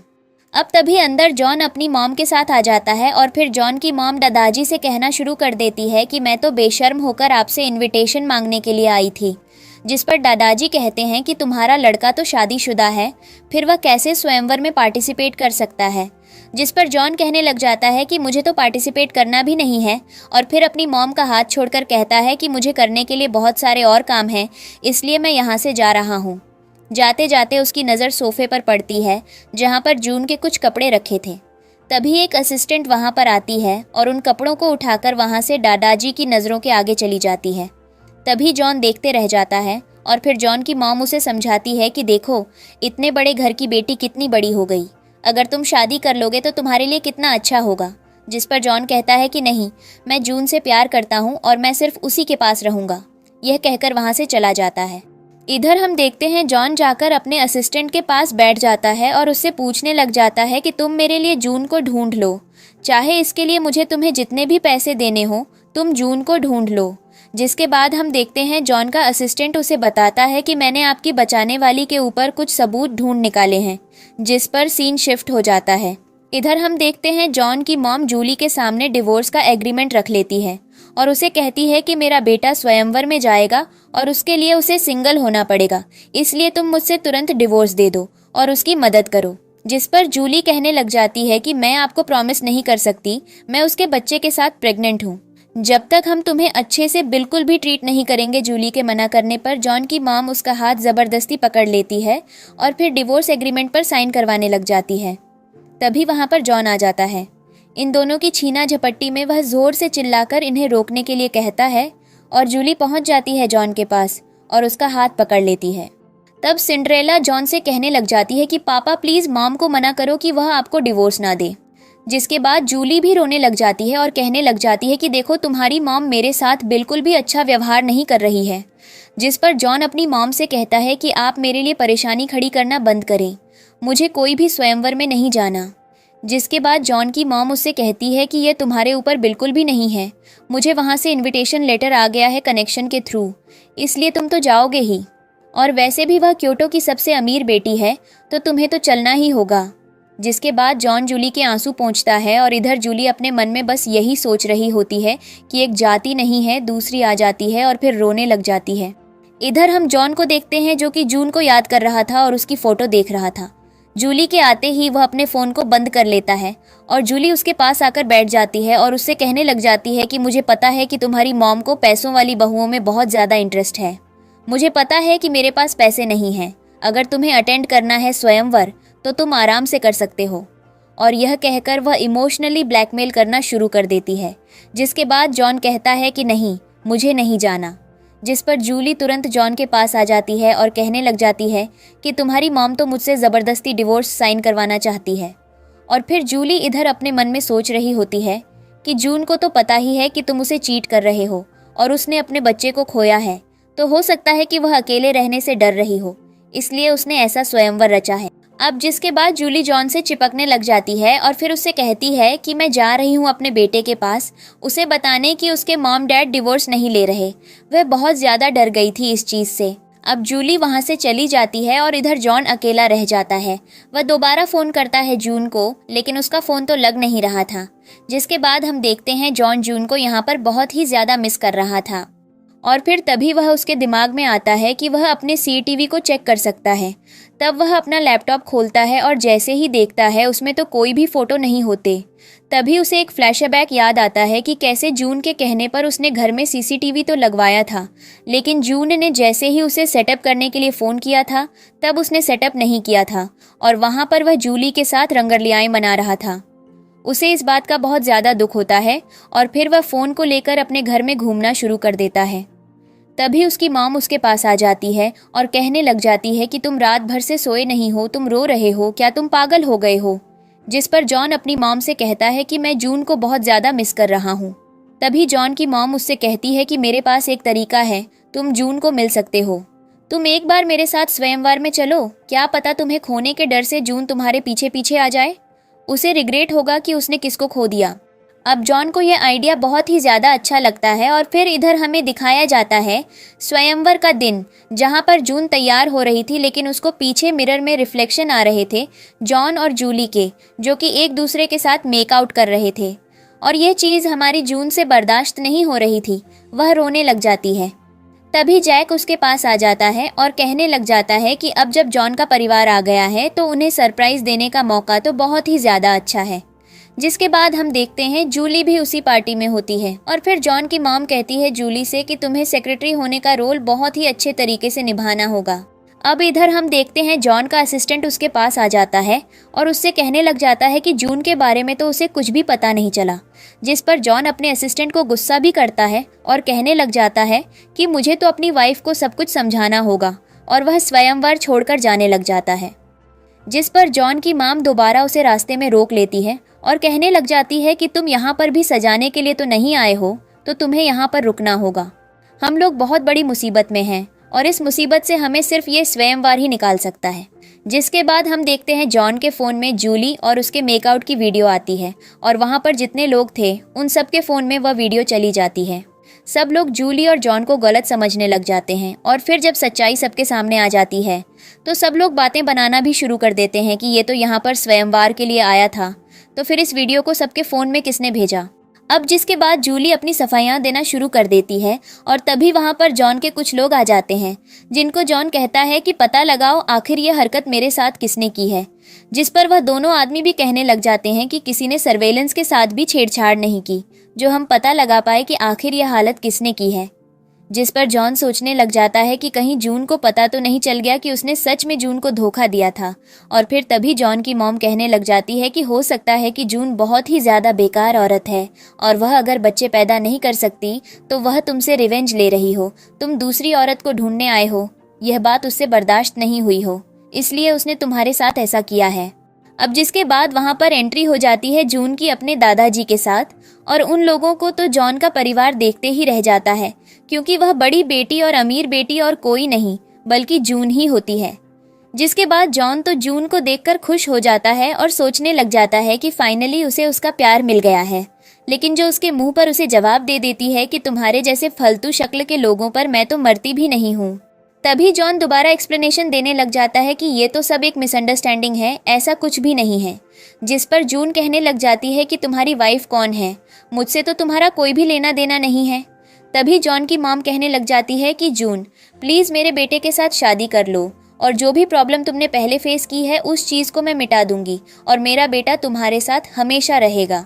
तभी जून के दादाजी भी बीच में कहने लग जाते हैं कि तुम लोगों को क्या यह सब मजाक लग रहा है? क्या तुम लोगों को यह लगता है कि यह जो वीडियो मैंने तुम लोगों के फ़ोन पर भेजी है ये फेक वीडियो है? बिल्कुल भी नहीं, ये वीडियो एकदम सच है। और फिर जॉन ने जून को पीठ पीछे धोखा दिया है, इसलिए अब मैं अपनी बेटी के लिए ऐसा लड़का ढूंढ कर लाऊंगा जो उसके पैरों को भी चूम लेगा। जिसके बाद वहाँ पर खड़े लोग भी बातें बनाना शुरू कर देते हैं। हाँ, जिसको ऐसा कैटेगरी बनाकर लोग पार्टी में लाते हैं उसी के साथ में मरने लग जाते हैं। आखिर जूली कितनी गिरी हुई और नीच औरत है जो मन ही मन बहुत ही ज़्यादा खुश थी और जूली का तो मुंह बन गया था। जॉन की मॉम जूली के पास जाती है और कहने लग जाती है कि तुम सबको एक्सप्लेन क्यों नहीं करती कि यह सब कुछ गलत है और तुम ही ने मेरे बेटे को फंसाया और मेरा बेटा बस तुम्हारे जाल में फंस गया। जिस पर जूली चुप रहती है और अब उसके दिमाग में यही चल रहा था, मैंने इसके लिए इतना सब कुछ करने की कोशिश की, लेकिन अब तो यह बड़ी बाप की बेटी निकल गई और इसने सारी बाजी पलट दी। जिसके बाद जून वहां पर अनाउंसमेंट शुरू कर देती है कि मैंने तो स्वयंवर रखा है अपना लाइफ पार्टनर ढूंढने के लिए। और दादाजी इस चीज़ को जारी रखते हैं कि यहाँ मौजूद हर एक आदमी सिंगल है और मेरी बेटी के साथ अपनी लाइफ गुजारना चाहता है। जिस पर स्वयंवर से जॉन का नाम हटाया जाता है। जो उनको यह बात पचती नहीं है, वह कहना शुरू कर देता है कि मैं ही तुम्हारा पति हूँ, फिर तुम मेरे साथ ऐसा कैसे कर सकती हो? जिस पर जून कहती है कि तुमने मुझे सिर्फ धोखा दिया है और मुझसे झूठ बोला है।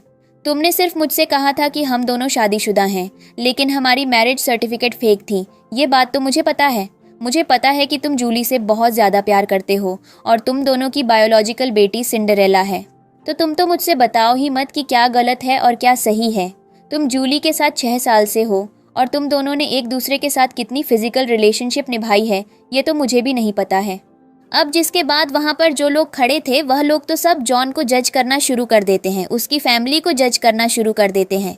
और तभी दादाजी को पता चलता है कि उनकी बेटी के साथ कितना बड़ा धोखा हुआ था। तभी दादाजी वहाँ पर कहने लग जाते हैं कि सबसे पहले जब मैंने तुमसे मिलना था तो मुझे तो तुम बहुत ही गरीब लगते थे और मैंने ही तुम्हें इतना पैसा दिया कि तुम मेरी बेटी के बराबर हो पाओ, और अब तुम मेरी बेटी को ही दुख और दर्द पहुंचा रहे हो। मैंने तुम्हारी सीक्रेटली हेल्प की, बस इसीलिए नहीं ताकि तुम मेरी बेटी को धोखा दो। जिस पर जॉन की मॉम कहने लग जाती है कि जूली ने मेरे बेटे को फंसाया था, मेरी बेटी के यहाँ पर कोई भी गलती नहीं है। और यह सब कहकर वह जूली को एक ज़ोरदार थप्पड़ मार देती है और तभी स्टेज पर चली जाती है और जून से कहने लग जाती है कि प्लीज़ मेरे बेटे को माफ़ कर दो और आगे से मेरा बेटा तुम्हारे साथ कुछ भी गलत नहीं करेगा। तभी सिंड्रेला वहाँ पर आ जाती है और फिर अपनी दादी के कहने पर वह अपनी मॉम के पास चली जाती है और कहने लग जाती है कि मॉम आई लव यू, मैं आपसे बहुत ज़्यादा प्यार करती हूँ, देखो मैंने आपके लिए क्या लाया है। और फिर वह अपनी मॉम को एक गिफ्ट दे देती है, जिसके बाद इस गिफ्ट को देखने के बाद भी जून नहीं पिघलती और वह कहने लग जाती है कि मुझे तो तुम लोगों से कोई भी मतलब नहीं है।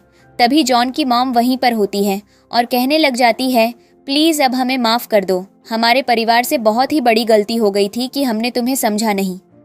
जिसके बाद सिंड्रेला के हाथों में जून दोबारा उसे गिफ्ट को दे देती है और कहती है कि तुम्हारी माँ मैं नहीं, बल्कि जो पीछे जूली खड़ी है वह है और तुम यहाँ से चली जाओ। जिसके बाद जून जॉन की माँ को भी जवाब देती है कि आपके बेटे ने फेक मैरिज सर्टिफिकेट बनवाया और मुझे धोखा दिया, जूली के साथ मिलकर बच्चा पाला और मुझसे कहा। ग्रांटेड वे में ले लिया था। जॉन अपने दोस्त से मदद मांगता और कहने लग जाता है कि मेरे पास कोई भी पैसे नहीं है, क्या तुम मुझे कुछ पैसे दे सकते हो, क्योंकि मेरी बेटी स्कूल जाना चाहती है और मेरे पास उसके फीस भरने तक के पैसे नहीं हैं।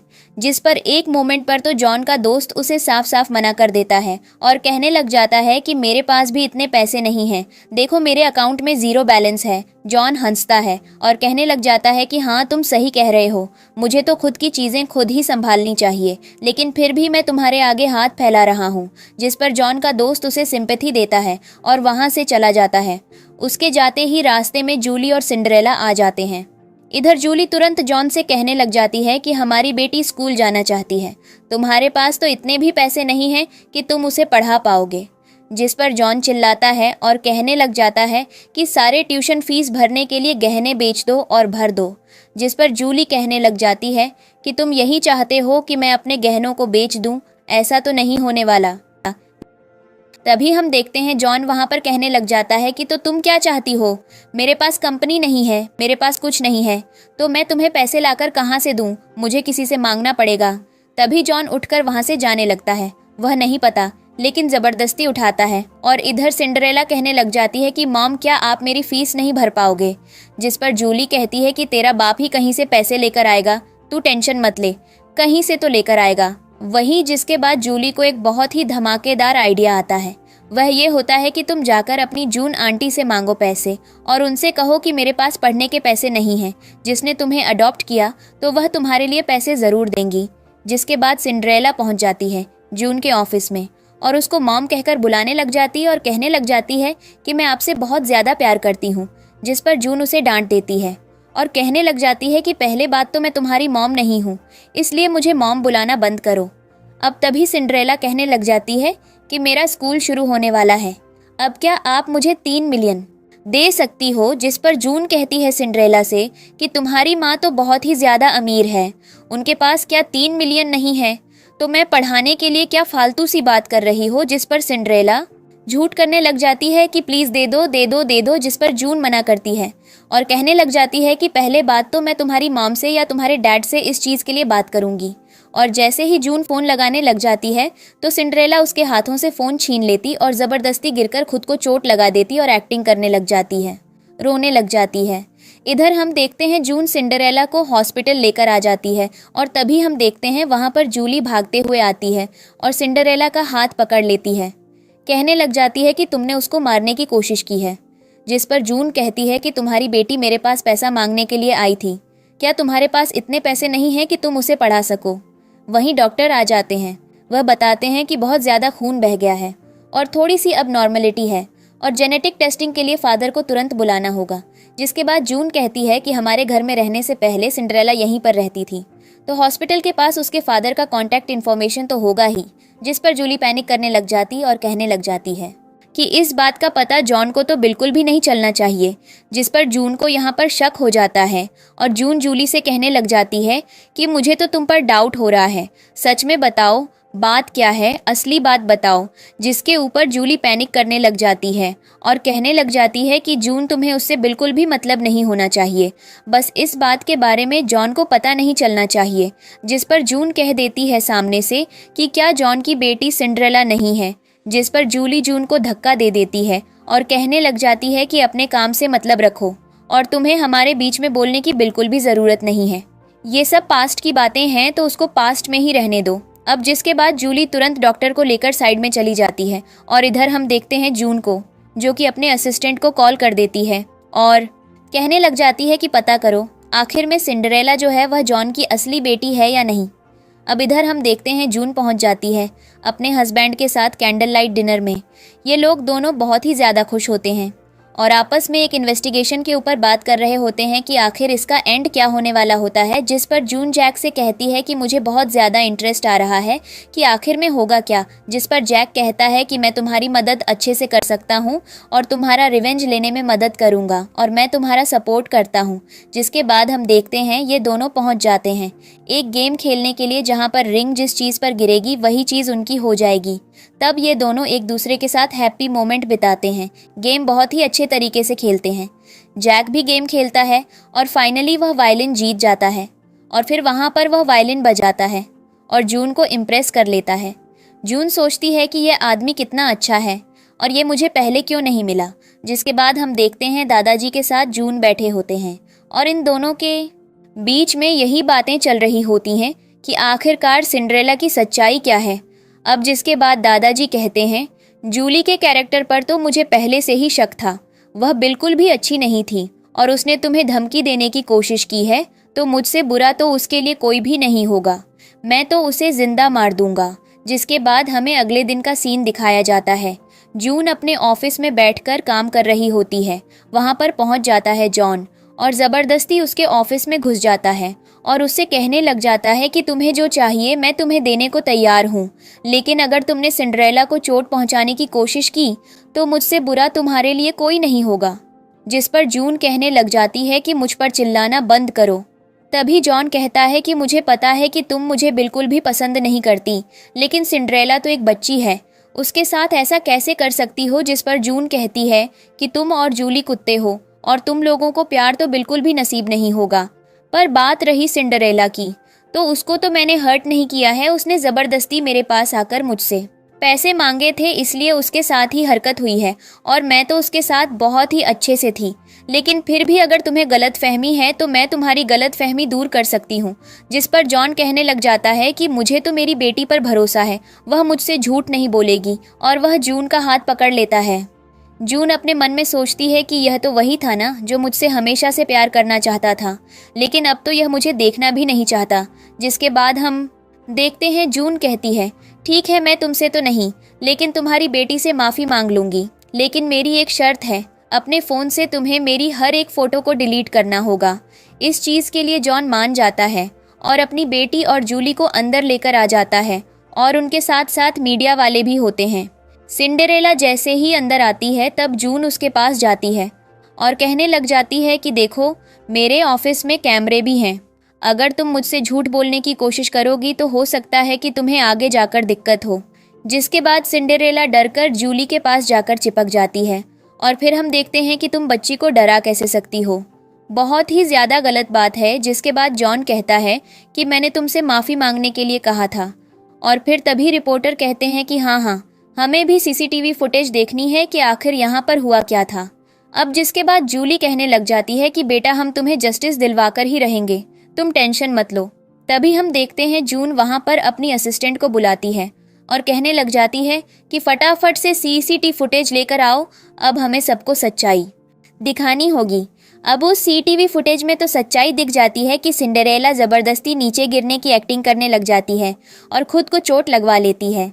जॉन जैसे ही सच्चाई को देखता है वह सबसे पहले तो जूली की तरफ देखता है और फिर इधर हम देखते हैं जून सबके सामने अनाउंसमेंट कर देती है कि जॉन तुम्हें मुझसे कोई भी लेना देना नहीं है, तुम्हारी बेटी मेरे सामने 3 मिलियन मांगने आई थी ट्यूशन फीस, क्योंकि तुम्हारे पास पैसे नहीं बचे हो सकता है इसलिए, लेकिन फिर भी मैंने तुम्हारी बेटी को बहुत अच्छे तरीके से ट्रीट किया था। मैं टाइम पर उसको पैसे देने के लिए मान भी गई थी, लेकिन वह भी तुम्हारी वाइफ की तरह है, इसलिए मैं उसे एक भी पैसा नहीं दूंगी। अब रिपोर्टर वहीं पर खड़े होते हैं, सबकी सच्चाई सबके सामने आ जाती है और सब बातें बनाना शुरू कर देते हैं। रिपोर्टर वहां से चले जाते हैं और फिर जून अपना काम करने लग जाती है और जॉन की फैमिली को कहती है वहां से चले जाओ, वरना मुझसे बुरा तुम लोगों के लिए कोई भी नहीं होगा। अब ये पूरी फैमिली वहां से चली जाती है और तभी जून अपने असिस्टेंट को बुलाकर कहती है कि आज के बाद अगर तुमने इसको अंदर आने की भी परमिशन दी तो तुम्हें मैं बाहर फेंक दूंगी। अब नेक्स्ट सीन में हम देखते हैं कि जून मिलने चली आती है जॉन से, क्योंकि उसने उसको बुलाया हुआ था। वे लोग दोनों एक दूसरे के साथ बैठते हैं और कुछ बातें कर रहे होते हैं। जॉन कहता है, अगर मैंने जूली से डिवोर्स दे दिया तो क्या तुम मेरे पास आ जाओगी? जिस पर जून कहती है कि मैं तुमसे कोई भी प्यार नहीं करती हूँ और तुम्हारी जूली ने मेरे बेटे को मारा है तो मैं उसे प्रोटेक्ट भी नहीं करूँगी। तो तुम अगर उसको बचाना चाहते हो तो प्लीज़ मेरे पास मत आओ।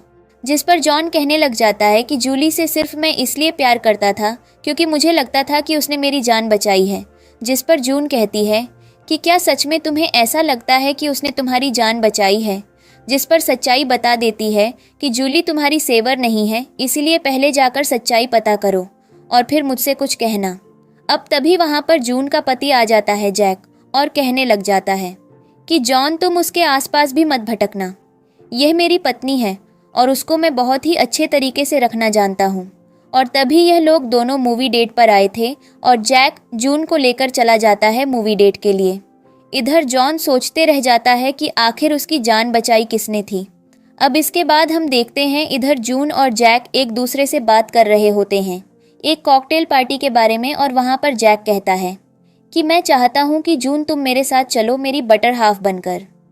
तभी यह दोनों कॉकटेल पार्टी में जाने के लिए तैयार हो जाते हैं। इधर हम देखते हैं जॉन को जो कि अपने घर पर आता है और फिर तुरंत ही जूली की गर्दन पकड़ लेता है और कहने लग जाता है कि सच बताओ, क्या तुम मेरी सेवर हो? जिस पर जूली कहने लग जाती है कि हाँ, तुम्हें ऐसा क्यों लग रहा है कि मैं नहीं हूँ? हो सकता है जून ने तुम्हें भटकाने की कोशिश की हो, लेकिन ऐसा कुछ भी नहीं है। मैं ही तुम्हारी सेवर हूँ, मैंने ही तुम्हें बचाया है। जिस पर जॉन बार बार उसे कहता है कि सच बोलो, अगर तुम सच नहीं बोलोगी, अगर मुझे सच अपने से पता लग गया तो मुझसे बुरा तुम्हारे लिए कोई भी नहीं होगा। तभी हम देखते हैं वहाँ पर जॉन की मामा जाती है और वह उससे कहने लग जाती है कि एक कॉकटेल पार्टी है, तुम्हें वहाँ पर जाना चाहिए क्योंकि जून भी वहाँ पर आएगी और तुम दोनों के बीच क्या पता कुछ अच्छा हो जाए। जिसको सुनकर जॉन भी वहाँ जाने के लिए मान जाता है और तभी सिंड्रेला जिद करती है, तब जॉन उसे भी ले जाने के लिए मान जाता है। इधर हम देखते हैं रात का सीन जहाँ पर हमारे जॉन को नींद नहीं आ रही थी। उसकी रातों की नींद उड़ी हुई थी क्योंकि जूली उसकी सेवर नहीं थी। तभी जॉन अपने असिस्टेंट को कॉल करके बुलाता है कि प्लीज़ पता करो कि मुझे बचाया किसने था। और फिर तभी हमें कॉकटेल पार्टी का सीन दिखाया जाता है जहाँ पर जून और जैक एक दूसरे के साथ थे और वे दोनों एक दूसरे से बहुत ही ज़्यादा खुश थे और फिर एक दूसरे से बात भी कर रहे थे। वहाँ पर और बाकी लोग भी होते हैं जो कि इन्हें देखकर बातें बनाना शुरू कर देते हैं। जॉन की फैमिली को देखकर तो वे लोग अजीब अजीब बातें करने लग जाते हैं और फिर इधर बहस होने लग जाती है जून और जूली की। जूली ज़बरदस्ती फालतू बातें कहने लग जाती है कि इस औरत की तो कभी बच्चे नहीं हो सकते, पता नहीं तुम लोगों ने इसको क्यों अपने सर पर चढ़ा रखा है। और यह सब कहकर वह जून की बेइज्जती करने लग जाती है। वहाँ पर खड़े लोग उल्टा जूली की ही बेइज्जती कर रहे थे, लेकिन जूली कहने लग जाती है कि जिसको मैंने जन्म दिया है वह बहुत ही ज़्यादा स्मार्ट है, उसको पियानो कंपटीशन में सबसे फर्स्ट प्राइज़ मिला है। तभी सिंड्रेला भी कहने लग जाती है कि डैड मुझे पियानो कंपटीशन में फर्स्ट प्राइज़ मिला। अब हम देखते हैं सारे लोग यहाँ पर बात करने लग जाते हैं, इन लोगों की बहस होने लग जाती है। और तभी जैक जून से कहता है कि मुझे कोई फ़र्क नहीं पड़ता तुम मेरे लिए बच्चे कर सकती हो या नहीं, मुझे तुमसे मतलब है और मैं तुम्हें हमेशा प्यार करूँगा। अब ये देखने के बाद तो सिंड्रेला और जूली दोनों ही चढ़ने लग जाते हैं कि आखिर कोई जून से इतना प्यार कैसे कर सकता है। जिसके बाद जुलाई पहुंच जाती है जून के पास और उससे बहस करने लग जाती है। तभी जून जुलाई को एक ज़ोरदार थप्पड़ मारती है और कहने लग जाती है कि ऐसे मैं तुम्हें चुप करवा सकती हूँ, लेकिन तुम अगर खुद से चुप हो जाओगी तो तुम्हारे लिए अच्छा होगा। जिसके बाद जूली कहती है कि तुम्हारी हिम्मत कैसे हुई मुझे मारने की। जिस पर जून दोबारा थप्पड़ मारती है और कहने लग जाती है कि देखो बिल्कुल ऐसे हिम्मत हुई है मेरी। अब जिसके बाद हम देखते हैं सिंड्रेला एक ज़ोरदार धक्का दे देती है जून को और कहने लग जाती है कि मेरी मॉम से दूर रहो। तभी जैक जैसे ही सिंड्रेला से कहने लग जाता है कि तुम्हारी हिम्मत कैसे हुई ऐसा करने की, तब सिंड्रेला जाकर छिप जाती है अपने डैड के पीछे और आगे खड़ी होती है जूली। तो यहाँ पर जैक जूली को एक ज़ोरदार थप्पड़ मारता है और यह कहकर कि जैसी बेटी वैसी मॉम। अब जिसके बाद हम देखते हैं कि जॉन वहाँ पर अपनी फैमिली को लेकर बहुत ही ज़्यादा कंजर्वेटिव हो जाता है और कहने लग जाता है कि अगर तुम लोगों ने मेरी फैमिली को परेशान करने की कोशिश की तो मुझसे बुरा तुम लोगों के लिए कोई भी नहीं होगा। जिसके बाद जून वहाँ पर कहने लग जाती है कि सिंड्रेला तुम्हारी बायोलॉजिकल बेटी नहीं है, यह बात तुम्हें पता होनी चाहिए। जिसके बाद जॉन को वहाँ पर सच्चाई दिखा देती है। उसे रिपोर्ट को पढ़ने के बाद तो जॉन के तो होश उड़ जाते हैं। तभी वह जूली के ऊपर पेपर फेंकते हुए कहता है कि इस बात का एक्सप्लेनेशन मुझे चाहिए आपसे।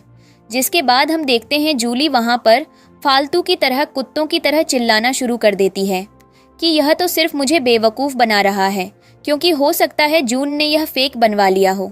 ऐसा कुछ भी नहीं है, सिंड्रेला तुम्हारी बेटी है। और यह सब कहकर वह सारा इल्ज़ाम जून पर डालना शुरू कर देती है। अब इधर हम देखते हैं जून को, जो कि जब सच्चाई सामने रख देती है तब तो सिंड्रेला की आंखों में भी वह गुस्सा आने लगी थी। अब यह बच्ची भी बहुत ज़्यादा तेज़ होती है। ये यहाँ पर कहने लग जाती है जून से कि तुम मेरे मॉम डैड को खुश नहीं देखना चाहती, और पहले तो तुम मुझे बहुत ज़्यादा मारती थी, पीटती थी और मुझे खाना भी नहीं देती थी। ये बात तो तुमने कभी मेरे डैड को नहीं बताया, लेकिन मैं उनकी बेटी नहीं हूँ, ये बात तो तुमने उन्हें बता दिया। जिसके बाद हम देखते हैं जॉन यह बात जैसे ही सुनता है उसके तो होश उड़ जाते हैं, और तभी आसपास के लोग भी बातें करना शुरू कर देते हैं कि ऐसा हो ही नहीं सकता, जून तो ऐसा कर ही नहीं सकती। लेकिन फिर भी सब यह भी सोचते हैं कि अगर बच्ची कह रही हो तो झूठ तो कह ही नहीं रही होगी।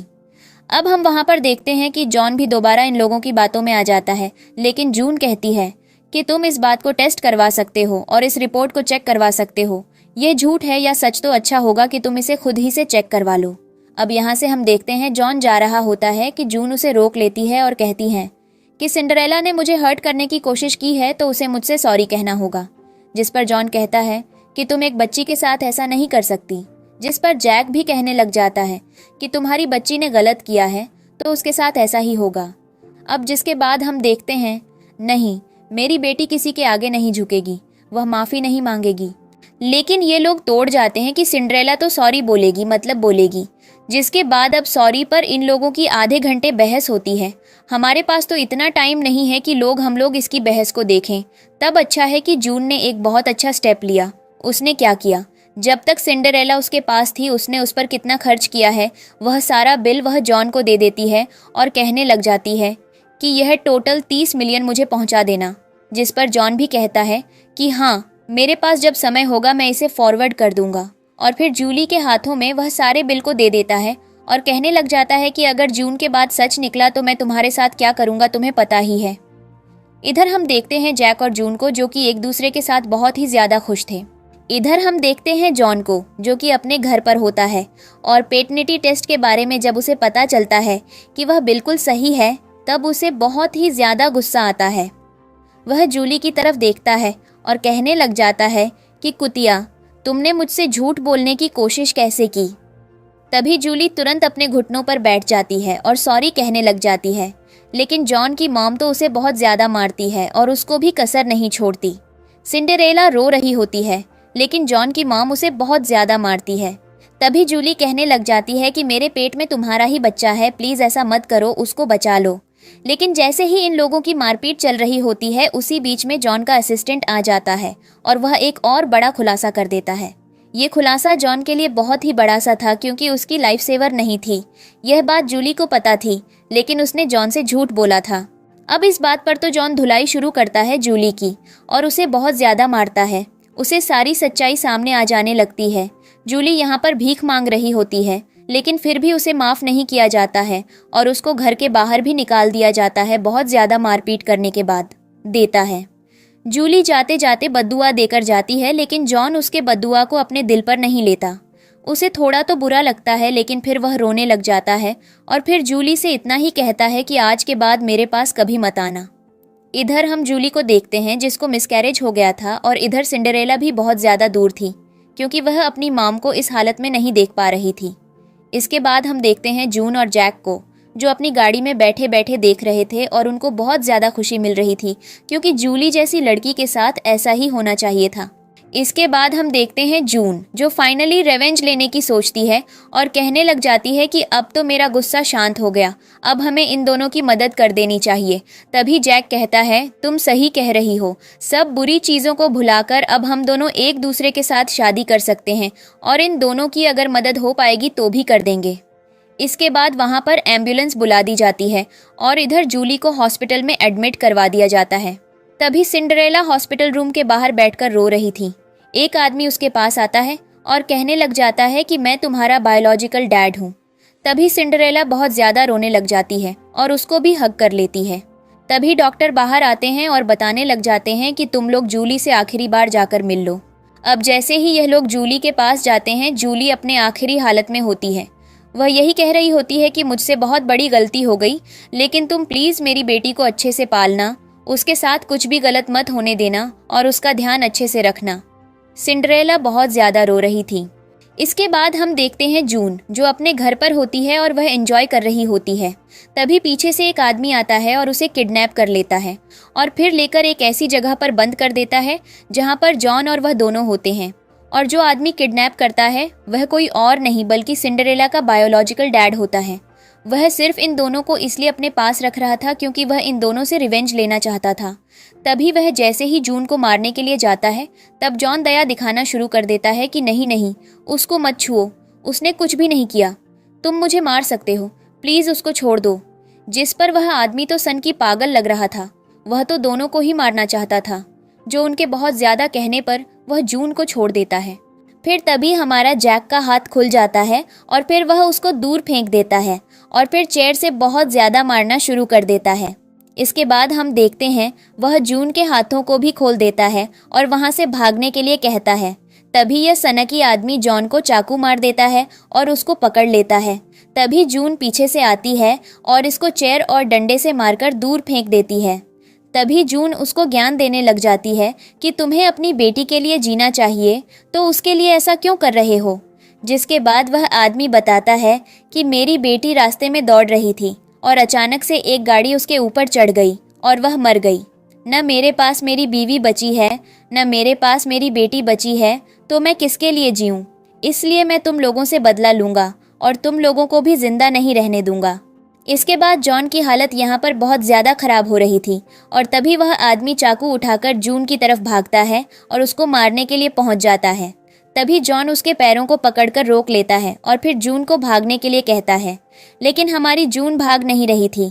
अब हम तभी देखते हैं उस आदमी के पास बम का बटन भी होता है। वह जैसे ही उस बटन को प्रेस करता है कि जैक वहाँ पर पुलिस को लेकर आ जाता है और उस आदमी के हाथों में गोली मार देता है। जैक जून को बचा लेता है, उसको हग करता है और पूछता है कि क्या तुम ठीक तो हो। इसके बाद हम देखते हैं जॉन, जो वहीं ज़मीन पर ही होता है और कहने लग जाता है कि तुमने मेरे लिए इतना कुछ किया है, थैंक यू उसके लिए, लेकिन प्लीज़ मुझे माफ़ कर दो। जिस पर जून कहती है कि मैं तुम्हें माफ़ नहीं करूँगी, मैंने तुमसे प्यार किया था लेकिन अब मैं तुमसे बिल्कुल भी प्यार नहीं करती हूँ, इसलिए अच्छा होगा कि तुम मेरी लाइफ से चले जाओ। अब वह जैक के साथ वहाँ से चली जाती है। अब हमें अगले दिन हॉस्पिटल का सीन दिखाया जाता है जहाँ पर ये दोनों मिलने के लिए आए थे जैक से, और तभी उन्हें पता चलता है कि जॉन तो पैरालाइज हो गया है और उसकी मॉम उसके मेडिकल एक्सपेंसेस को भी उठा नहीं पा रही है। अब ये दोनों इस बातों को सुनते हैं तो इनके अंदर दया माया जगती है और ये दोनों उसकी भी मदद करने का सोच लेते हैं। ये दोनों आपस में एक दूसरे के साथ बहुत ज़्यादा खुश तो थे। अब हमें अगले दिन का सीन दिखाया जाता है जहाँ पर ये दोनों शादी कर लेते हैं और फिर मैरिज सर्टिफिकेट ले लेते हैं। अब जॉन इन्हें खुश देख रहा था और अंदर ही अंदर घुट रहा था कि जून कितनी अच्छी लड़की थी और अगर उसने जूली के साथ धोखा नहीं दिया होता तो शायद उसकी लाइफ आज बहुत ज़्यादा अच्छी होती। इसके बाद हम देखते हैं जैक और जून की शादी रिसेप्शन। यह लोग दोनों एक दूसरे को किस करते हैं और फिर एक दूसरे के साथ फर्स्ट नाइट भी सेलिब्रेट करते हैं। ये दोनों आपस में बहुत ही ज़्यादा खुश होते हैं। अब हमें हॉस्पिटल का सीन दिखाया जाता है जहाँ पर इन दोनों का एक बेबी भी हो जाता है। ये दोनों अपनी लाइफ को लेकर बहुत ही ज़्यादा खुश थे और फिर आखिर में अपनी बेबी के साथ एक दूसरे से प्यार करते हैं, एक दूसरे को सेलिब्रेट करते हैं और इसी के साथ ड्रामा यहाँ पर ख़त्म हो जाता है। आप लोगों को कैसा लगा कमेंट करके ज़रूर बताइएगा। वीडियो को लाइक और चैनल को सब्सक्राइब करना बिल्कुल भी मत भूलिएगा। Thank you for watching. Bye bye.